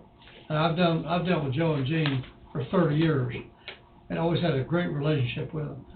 Hopefully we can find some common ground. To me, it'd be a little bit of a plus to move that road over and keep it open. If not, we need to go through the details of shutting it down. Because right now, we're probably illegal what we're doing. you've got Planter Road a half mile east of it. You could I come in. really, yeah, If we you talked, could come, yeah, Joe was one deal, because once you get down there to, 8th and Oxen Lane at the corner of 8th, I guarantee you, there's nothing down there much but river. You can't go any farther west. yeah, the only thing in there is that 300-400 acres of river bottom And in the neck is of the it river. worth the county spending all that money for one person? And if you build it over, you're gonna be going right through his buildings and stuff over there, and then you got all the buildings you're gonna have to replace. Well, you won't replace them, I mean, they're not, you know, They're his buildings. I realize that, Bob. I realize, I think there needs to be just some discussion with the landowner. That's my opinion. I think you'll find out he thinks that buildings are worth more than you do. Well, you can go far enough east, you can get away from the building. Then that'd be way out into his field. It's, Waiting on 2022 project. Old 50, north side, between Treeful and, That one was my next. On the Right. ditch itself, between,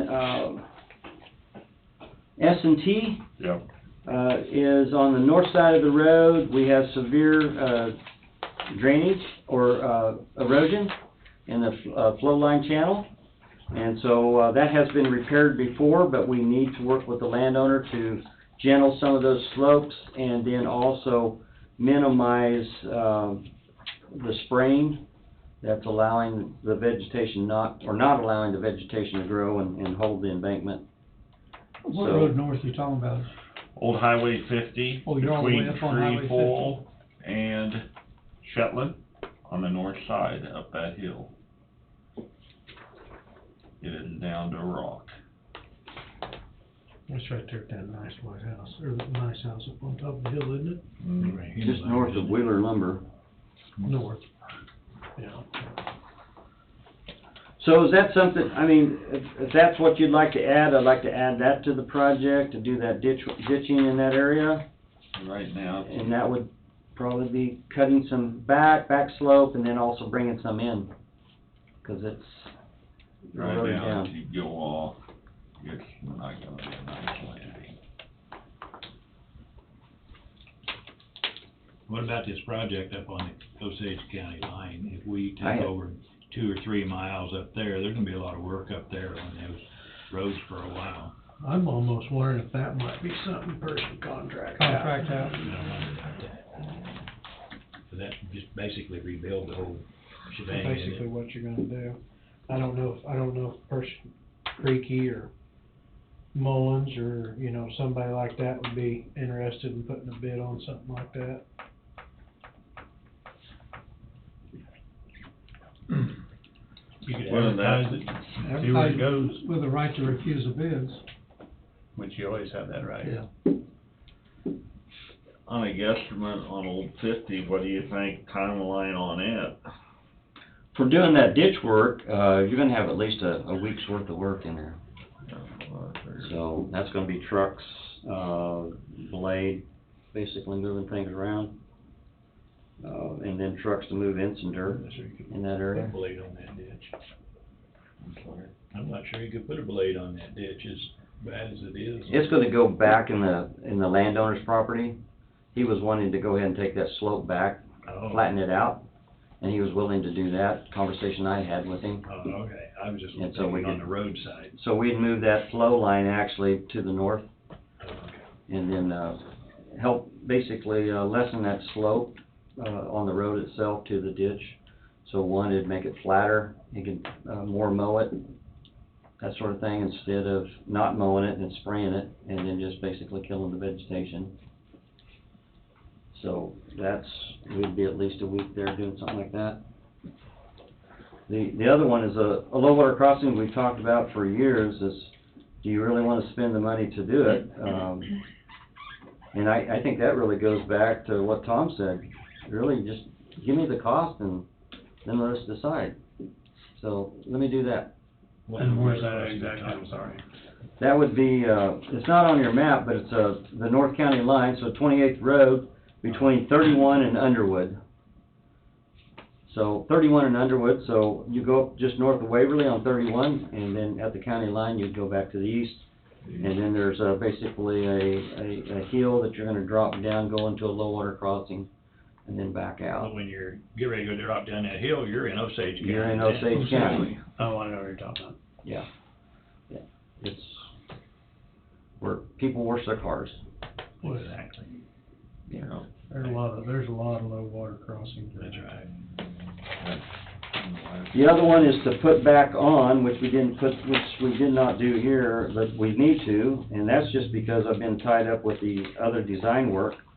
And, even adding these for getting them to design, I still have those other projects to finish up. But, that would be to come back to Leroy. We've done the survey on it for the most part. There's just a little bit left to do on it.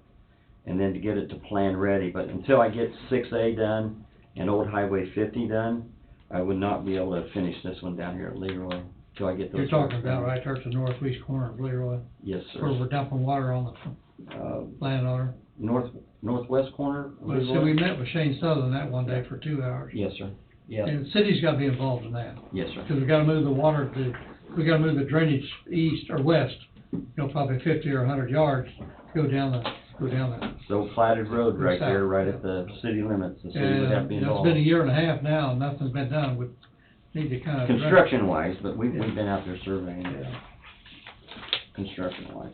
So, There's three box culverts right there east of Leroy. uh-huh. Are those culverts that, of course, I drive across them quite often, are those culverts some that need to be replaced? They're maintenance, we got maintenance onto them, we're not replacing them, Okay. but there's maintenance onto them. Maybe a priority list on that other list. I mean, is that a priority? He says a year and a half, nothing, I mean, you've done some survey, that's understandable, but that's not, Right. surveying's not resolving the issue. It's not a finish, so we can have a plan. The utility That's line, So, yeah. Again, a priority list, or Yeah. these are bridges that need to be replaced, or these are box culverts that need to be put in, these are pipes that absolutely need to be replaced. I mean, Mm-hmm. nothing fires. Utility lines was flagged last year, somebody's flagged them. And that's part of the survey. Okay, I'd say So- there's been some work out there as far as surveying.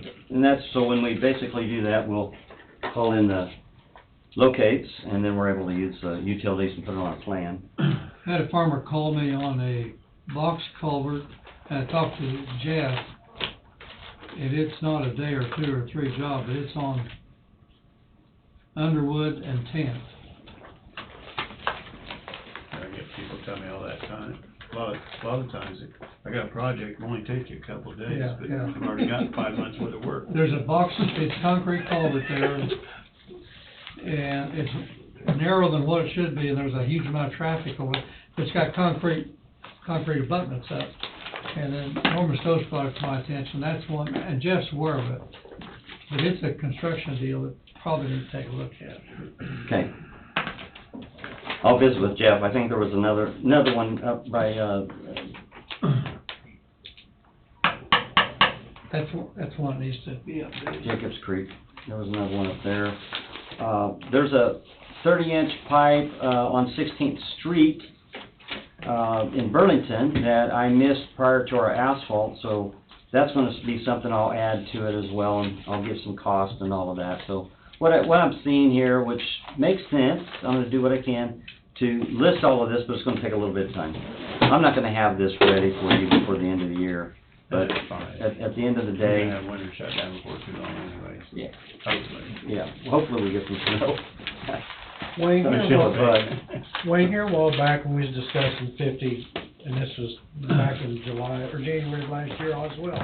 Yeah, You was talking about the seams, the saw marks on the old concrete. every 110 feet approximately is a joint. So, you said there was deterioration in that. We had the cores done at the seams, within 5 feet of the seams, and then a random location within the mile. Right. And we found that, not necessarily that we had failure at the seams. That was one of the concerns, is where you're gonna get your first failures at the seams. So it seemed to be fairly stable Okay. for the So most part. going in and doing all this work to it, How long I will just that? wanna make sure that we're not gonna have to go in a year later and fix these seams. At You this, see what I mean? yeah, no, it's not this, yeah, we don't wanna put good money with I a mean, I bad product. know, we're Yeah. speculating, but, and it all depends on Yeah, the traffic and how well this all ties in, because Yeah. all this tying in is going to help with the overall mhm. surface of the road. Yeah. So I just wanted to make sure that we didn't have to do anything else to it that we are aware of. At this point, the conversations I've had before is I would expect that we would actually cut out those seams in about 10 years. and I think I made that statement about 2 years ago. So at some point, you will be bothered with those seams. You're gonna have to cut them out, and then you see what you've seen on the state highway, is you'll cut it clear down to the subgrade, you'll replace it, you'll concrete it in, and then you'll overlay it. That's what you'll end up doing at some point. At that time, do you wanna spend the money or not to do it? Well, right now, we're 8 years away from that. Approximately, but that's the magic ball, you don't know, it's with the coin, whatever, on that deal is to say that truck traffic is basically the one that's gonna get more, rocking of those seams than regular vehicle traffic. And I know people don't like to hear it, but if you would, and I'll just throw it up there, I always kinda do, but is if you would route your vehicles, say heavy trucks on this road, lighter vehicles on this road, you actually would save money overall. But you also get the conversation too that it would prevent our ag. I don't believe it would, because if you would permit them, make them exempt in your resolution, you could still have that happen. But what you would do is stop commercial traffic from traveling wherever they wanted on our roads. Another conversation, another topic, and I know it's not the most favorite, but Old Highway 50, it was built back in the 1930s. It is rather old. I mean, it's beyond its design. There's no question on that. You don't see roads like that last more than 20 to 30 years on the state highway system that's not ripped out. They don't even last 10 years. Yeah, anymore with only the asphalt, with the all concrete and such as that, you won't find that. But Old Highway 50 was put back in the 1930s. It is a workhorse of a pavement. It handled the wind farm for the most part in Waverly. So, it's a strong road. The cores still indicate that it's a strong road. We have well over a foot of concrete and asphalt combined on that pavement. But the key is you gotta keep the water away from it. Yeah. You gotta keep that water away from that edge. So, list, got it.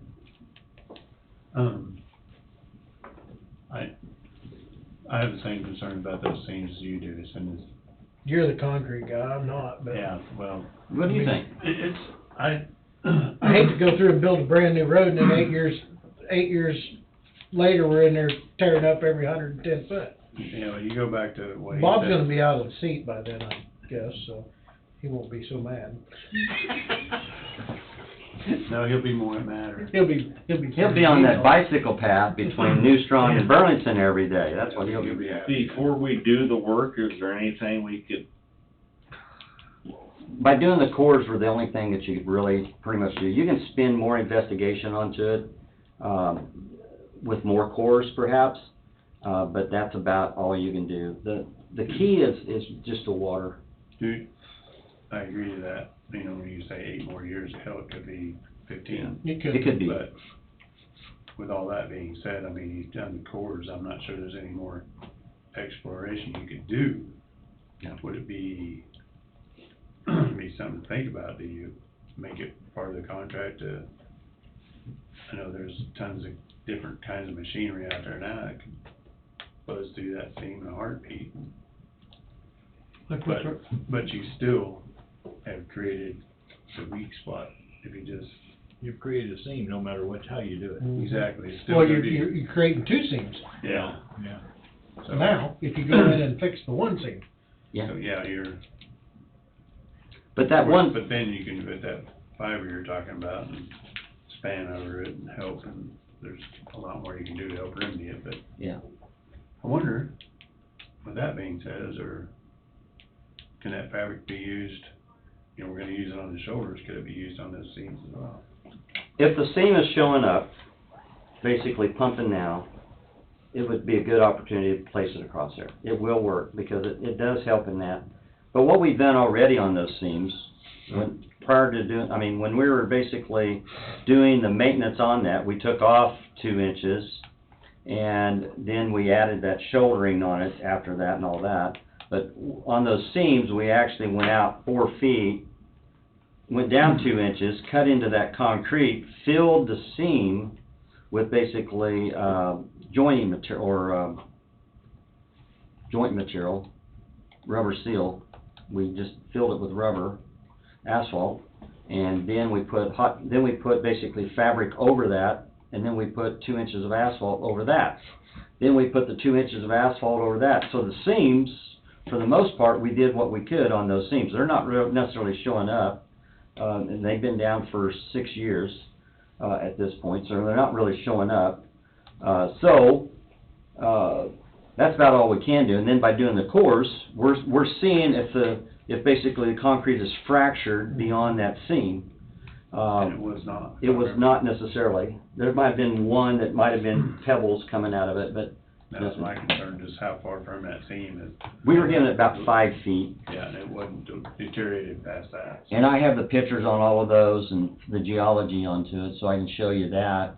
But that's about all you can do. The thing, once again, is once we get the shoulder onto it, you're gonna displace half of your wheel loads on that shoulder. The other halves are gonna be basically on old Highway 50. Got a question. Mhm. When we put the striping back on it, can we leave the road width of what we got as far as stripe? At the 10-foot, I don't think you can, because at the end of the day, it's still Fed money. And Fed money for high-risk rural roads is 12-foot lanes.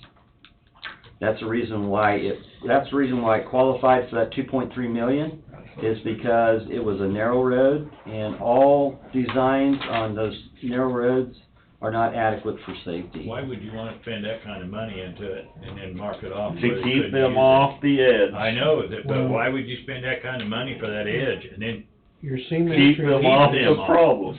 Keep them off the Yeah, problem put 'em as much over. as I we're can. fixing the supposedly we're fixing the Correct, problem. but why test it? See, they did the southeast, and it's It will working. be the best shoulder add-on that the state has ever seen. But you look at the state, you take Highway 75 south of Topeka, Yeah. fairly new highway Make that that they redone. only if you have to. Every go 5 over years, there. they're redoing that road. KDOT, you know, this road's 90 years old, that road's I'll give you that not even much. 20 years old, and they gotta rebuild it every 5 years. Resurface. I think the thing is, if you look at the water, there's probably water issues underneath it, is one of them. And then anything that, the KDOT has not necessarily on the shoulder, on the widening of the roads, have not added fabric. Okay, when I posed the question to them, they're saying, oh, you gotta have a spec for that. I'll get a spec, but up to this point, the examples that we had for shoulder or for widening has not actually had the fabric onto it. So I'm adding the fabric, because I know that there's some value to that fabric on there. It's gonna be a little bit more money, but I can add that. But the key, once again, is it's gonna be the water. And it has to be the inspection too, is when they basically are cutting that out and putting that 8 inches of cement treated base in there, they need to be looking for water. And if they see water, they gotta stop it and have an action to fix it, a remedial action to Tube fix it. it, drain it, something. Whatever it takes, yeah. If they have to cut or drain, that's what they have, that's the key. That's the only thing that keeps. I know they're gonna have to within that first mile. They're gonna have to. That's where we found a lot of the failure initially, Yeah, coming up that hill. yeah, backside of that hill. Mm-hmm. Yeah, it's actually all those hills. So, But, it's a good project, so. Your power's about up, Wayne. Yeah. Got that right. See, I didn't mind the taking the lunch for an hour and coming back. And I did either. nobody was rushed in a hurry to get out of here. We had some, I think, constructive conversation. I think so. Yeah. You got a lot of information to bring that back to us, so we can hopefully make some good decisions. And I thank you for your input, because that's what it takes, for me to get better, so I appreciate it. Or for all of us to get done. Yeah. Okay. But yeah, I think I can make a better decision based off of, I know in-house, this is how much I plan on spending, out, you know, subbed-out is this much or whatever, so. I'll be as true as I possibly can with the numbers and estimates that we get. And I know you can't be exact. Yeah. It's just, it's not an exact science. Cause I'm gonna ask folks and say, how long do you think it'll take you? And that's what it's gonna be. And they're gonna have the experience to be able to say how much, for the most part. So, all right. Well, Thanks, Mike. thank you very much. Thank you, have a Merry Christmas. Have a Merry Christmas. Thank you.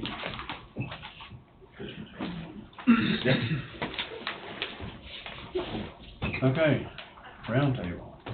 I have a motion for you guys that came in Okay. last week after last week's meeting, and I didn't get it through, so.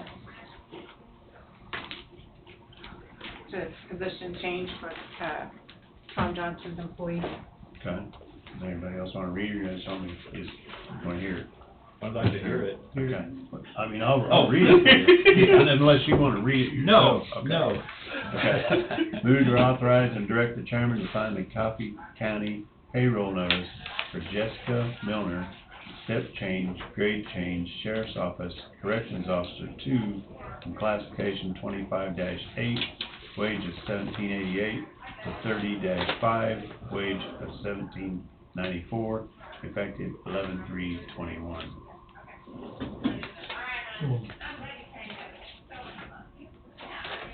1788, 6 cents. Yeah. Oh, you read it. Oh, I wanted, I had no idea what it was. I'll move. Oh, Jesse's made, Tim I'll seconded. second, thank you. All in favor, say aye. Motion passes. That was a cheap one. Yes. Your hand don't even have to get off the table, Jess. Nope. Or Tim too, I mean. He looks at me and it's hard done too. Keeps it interesting, guys. Keeps it Yes, sir. interesting. Been a lot of discussion. Kinda like that auction, you better not lift your hand. I put my hands in the pocket. I had it wrote down here to ask Wayne about that equipment too, and forgot all about it. Oh, Oh, that's we can right, ask I him what- forgot to. We can ask him that. He may be back Monday, though, I don't know. He probably will be. I'll hit him up this week. I don't have anything. Anything else? I do. Wanted to mention that, as you guys are aware, the treasurer's office has been shut down since last Monday. Not to their choosing, it was unfortunate circumstances with illness. So we've been trying to help, make sure people putting their envelopes in their lockbox that's outside the door, or putting them on the lobby in the drop box down there. And some people want us to collect them, which all we're doing is collecting a sealed envelope and putting it in our vault, and then getting it to Richard, the treasurer, at the end of the day. They are working after hours. They're coming in when there's no public here or other county employees, and they're processing everything. They're mailing receipts out. So I wanted that to be known, so the public's aware too, that they're still. They are working. They are. They're just doing it after hours. They have to do it after hours, and we're making sure if people do have questions, that they're leaving their phone number so that they can contact them directly and handle any tags, renewals, or new vehicles, anything like that, so everything's moving along. Like I said, it's probably not the most convenient, but it's working, so. And then the next thing I have is, we had our first quarter rebate check for our AMC. pharmacy, in, health insurance on pharmacy, $24,521.26. Good. So, and, That is money we would not have had if we had stayed with Blue Cross and Blue Shield. right, That is correct. that's right. And that's much more than what it has been. too. Yeah, it is. Cause to me, like, it's been around between 6 and 10,000 every It's been quarter. about 10, yeah. 6 and 10 every quarter. And then, for this Friday, we're closed for Christmas Day, holiday. You guys sign checks and vouchers next Monday after the meeting.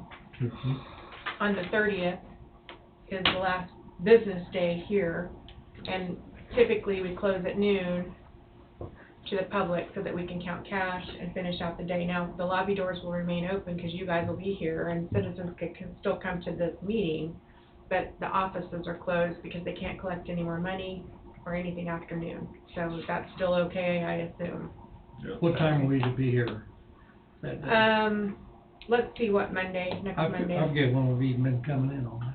I think we did 10 or 11, but I can maybe tell you closer next Monday. I forget what time we have it. And then after we're done with year-end transfers, we usually go ahead and close and everybody goes home because there's nothing else anyone can do. And then we're closed that Friday for New Year's, so. And that's all I have, so. You have anything, Wade? Just need to have the chairman sign. This is, sort of a follow-up from the opioid resolution from last week. There's two different settlement participation forms. One for the distributor settlement, which is one of the settlements. The other one is for the Janssen settlement. And I just need the chairman to sign those so I can get them to who they go to, and that's what last week authorized.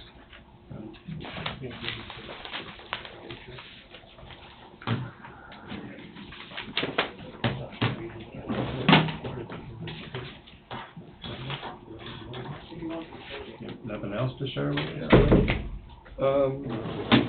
No, not necessarily. I was able to chime in on some of the dialogue I've had with the insurance carrier.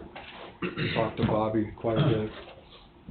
So that the policy manual will need to be incorporate some of those driver changes so that if we have any drivers, if we have any county employees who are going to be driving a county vehicle and they have some issue in their driving history, that they not be allowed to drive.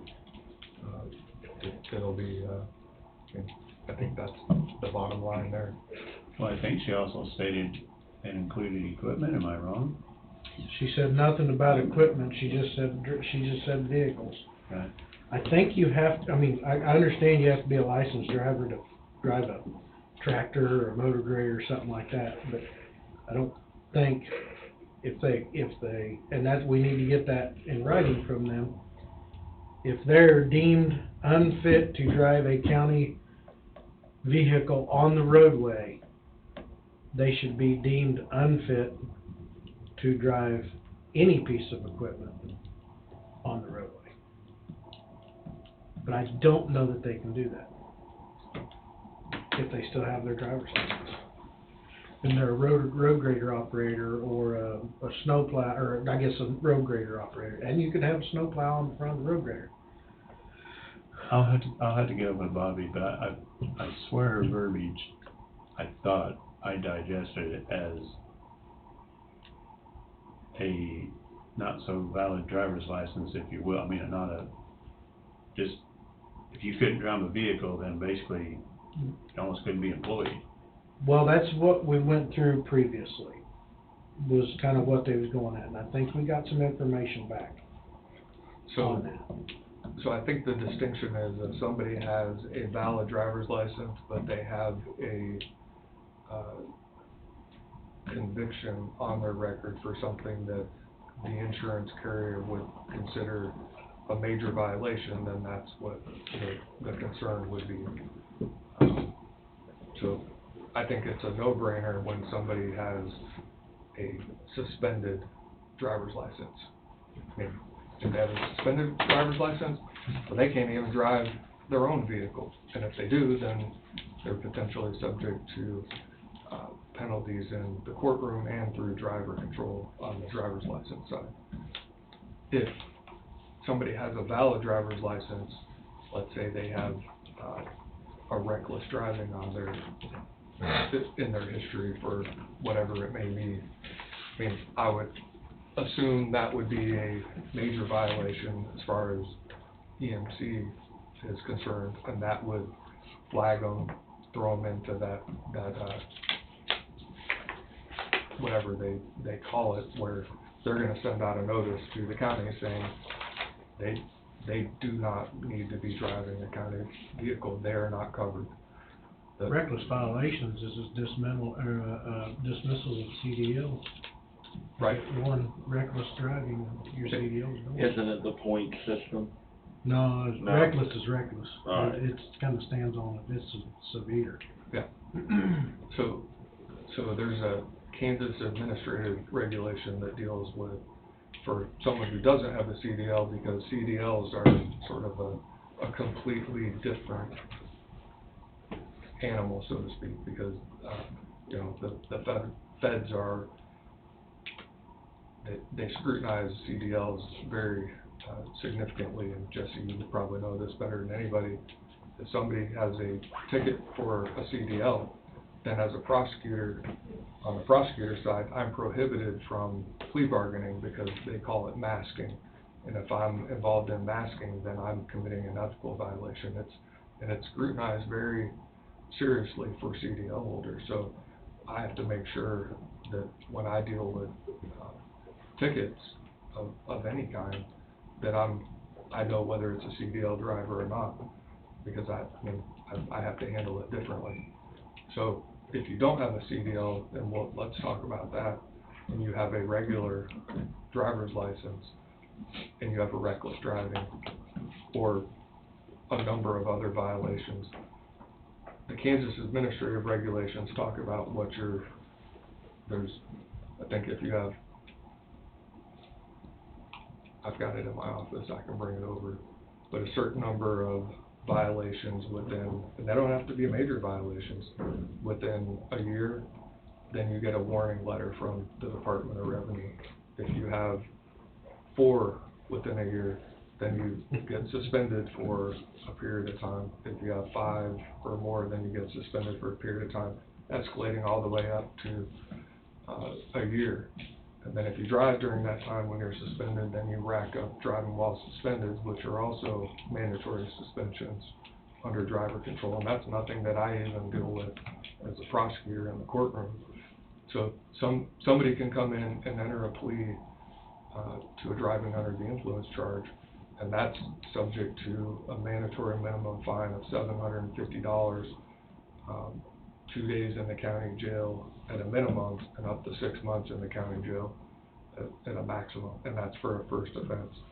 That doesn't even include what driver control would do on the driver's license side, because they're two separate entities, 2 separate worlds, and people get confused because they get handled separately. The courtroom, outside of sending an abstract of conviction to the state, they have nothing to do with the driver's license. So for every violation that occurs, and if EMC is running the driver's licenses, that's where they'll get their information from, whatever that central repository is. And then you deal with other states, and Andrea will know this as having done dispatch for as long as she did. If you have other states that are part of the Interstate Driver Compact, then what Kansas does reciprocates with Missouri and other states, so that somebody who gets a speeding violation in Kansas, it gets reported to Missouri. And I think Missouri's on the point system. Some places are on the point system, and then, you know, depending on how fast, it's 2 points, 3 points. A reckless driving would be 8 or 12 points, and depending on how many points you get, would impact your license. But it's important for us at this level, if we have people driving that have those violations, that they be prohibited from driving if they pick them up. Now, some of us periodically have a heavy foot, and, you know, in my younger years, my foot was a little heavier than others. I remember riding with my grandfather, and he had a very heavy foot. He scared the living daylights out of me driving because he liked to drive so fast. But, you know, we also have to be good stewards of taxpayer money and not create a insurance event by not staying on top of those things. Well, she also stated no non-county employees if you have a vehicle either, so I'm assuming that means because don't we cover, is this insurance? I guess it wouldn't count the library and museum or nothing like that, it just because they're their own. They're their own. So where that came up is, I think some people would take their spouse and kids to different trainings or something like that, where it would be, you know, that there's a hotel, there's an extra bed or room, and if if they go to Wichita, let's say, for instance, for training, and what is that risk or exposure to the county? We buy the extensions vehicles for them, and we probably pay their insurance. They haul 4-H kids to camp in those vehicles, and for what, if that's the case, they cannot do that. Well, that needs to be explored and looked That needs into. to be looked at, because they do that yearly. 4-H kids go to camp with. I said, ooh. Yeah. We'd be shocked if we knew of all of the exposures we Yeah. got out there. Who does it? We'd be totally shocked. Well, he said we'd be shocked if we knew of all our All of exposures. the exposures we have, we'd be shocked. Yeah. I mean, But that's I something we need to check into, Yeah, we because do. that is, There's a lot of things we check into, we gotta identify it first. Well, that's why we have just these did. conversations, so we can mitigate, because we don't wanna find out when there's some tragedy on the side of the road. I feel we probably ought to do I don't know if we can or not, I feel we ought to do a executive session, discuss exposure to the county. Attorney-client, And I, maybe even the county clerk, because of the knowledge that she has. Not this today. Is that a motion? I think it's not gonna hurt anything. I think the sooner we do it, I think the better. Okay. If everybody's got time. I don't like discussing All we got is time for you, Jesse. some of the exposure over the, Christmas, we'll be kind again. okay. Can I ask you a question? Yes, ma'am. Because you asked about the waivers, I would say, does law enforcement fall under different categories? People will sign a waiver to ride along, their I think that kids piece of and- paper is just what it is a Right. piece of paper.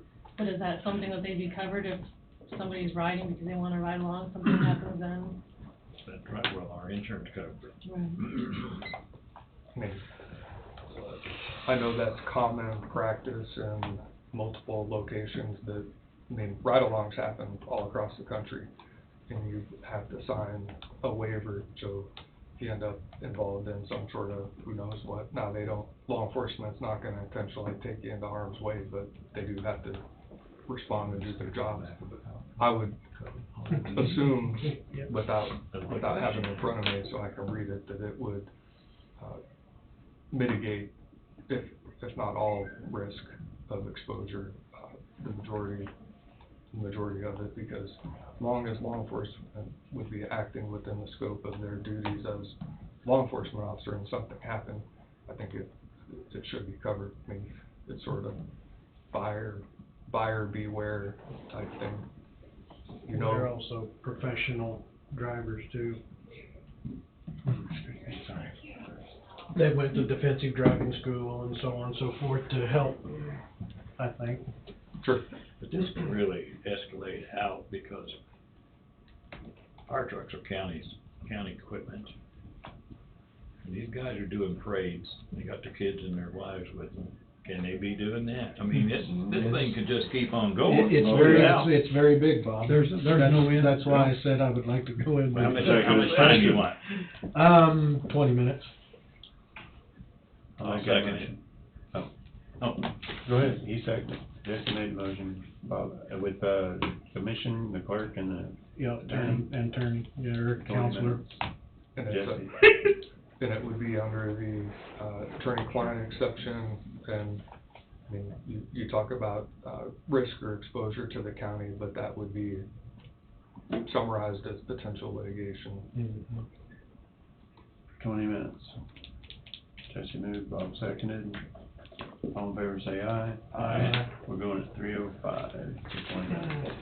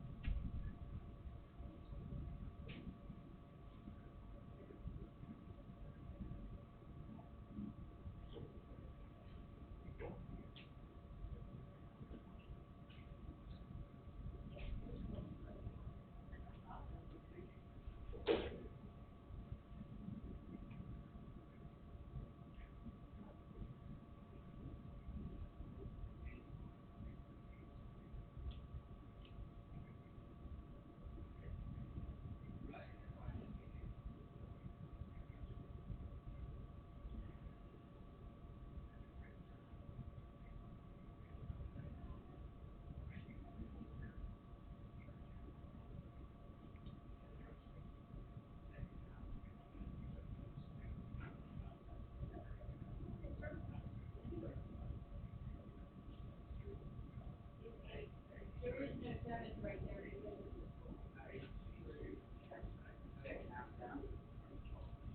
I'll try to find it. Thank you.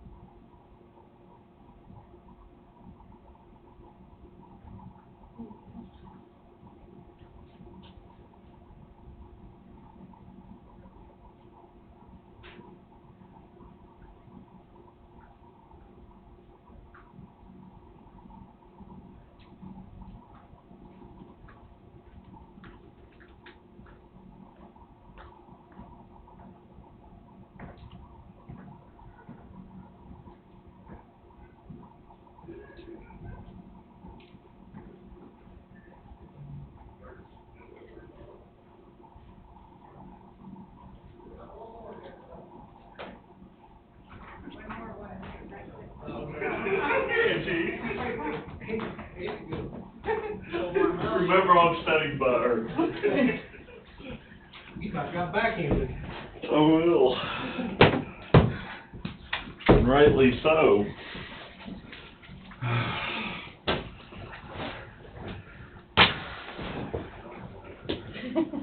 Tired. I'm tired Did you get my today. email? Did you send me one? Today? I haven't checked it yet. Was it, are we, I think I seen it.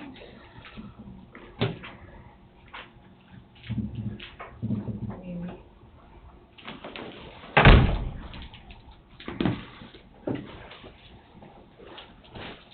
You're standing up there, you have some more to give to share with us? We back in? Yeah. Each month I receive the invoice from HR Partners, and I just wanna make sure you see it as a voucher. So the last invoice came in on November 30th, which was after the board had already gone through vouchers, so I have November's here. I just wanna make sure that I'm, passing that on to you the right way and it's coming out of the right fund. I've worked with Angie on that, but just so you wonder why it just shows up. So I'll just submit this as a voucher and then you can look at it, and if you have any issues with it, I guess Christina is the one you want to talk to. Then I apologize for not being here this morning. I had a hearing out of necessity in Osage County on a Coffee County case, actually 3 Coffee County cases. I just needed Judge Wine, and that's where Judge Wine was this morning. So. Did you make it there on time? I did, on time as relative, it wasn't 9 o'clock, it was a few minutes after. Then as I was in the courtroom, I had an earphone in and I was listening to what the presentation was and listening to court, and I let Judge Wine know that I needed to do that. So he graciously allowed me to do that, otherwise that's very rude and probably contempt of court actionable. A little frowned upon. A little frowned upon in the courtroom, but it worked out, and I was glad I was able to chime in. But that's all I have. Okay. Hey, do you have anything else? We already did mine. Tim? Jess? I'm done. No. I just encourage everybody to think about that insurance policy and where we're headed with it. Hopefully Wayne gets us the numbers I think we would need to help better decide whether he's farming something out or doing it in-house. Merry Christmas to everybody. I do have some, I do think, since you mentioned Wayne, I really think we need, as a board, to try to determine the direction that we are headed. And maybe that's kind of what we're doing by whether we're gonna farm stuff out or not. Yeah. But we need to determine where we're gonna be going. And I'll say again, I think now's the perfect time to be making changes, but it's a slack time. No, I agree with what you said. I mean, this will be the board that makes the decision whether we're hiring another engineer or whether we're gonna farm that out and put, advertise for somebody to be road and bridge supervisor or superintendent, whatever, however you wanna label it. And,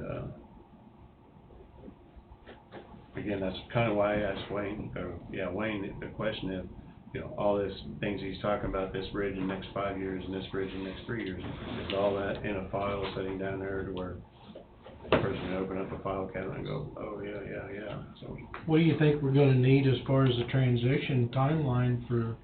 Sooner the better. To put somebody in, I mean, yeah, gosh dang, 6 months and something in that is not very long. No, I we think need January, to be February. moving on it. Right? January, February, we need to Sooner be the looking better. at it. I agree, sooner the better. But if you look at the importance of, 50/3 of our employees, of course, every job's important, no question on that. But a third of our employees are under that one leadership. And I think we need to be looking at something in January, February to exactly how we're gonna be going. And the employee have it in before Wayne does leave. Oh, yeah. Yeah. There needs to be some good lead A little bit of training and a little bit of shadowing. Sharing some knowledge of this is what was happening in 5 years, this what happened in Mm-hmm. 10 or whatever he has laid out for us, so. I imagine Jeff and Ryan's gonna pretty well know what that 3 to 5 year plan is, or they'll be able to discover where it's at. I honestly don't think we need shadowing, be gonna know the truth. I don't really think we need shadowing. I think there are people out there capable, and I don't think we need shadowing, because I'm not sure shadowing is always the way you wanna go. Because when you're making changes, you want changes. You don't wanna continue on with what you're doing. It all depends on what the person wants to do.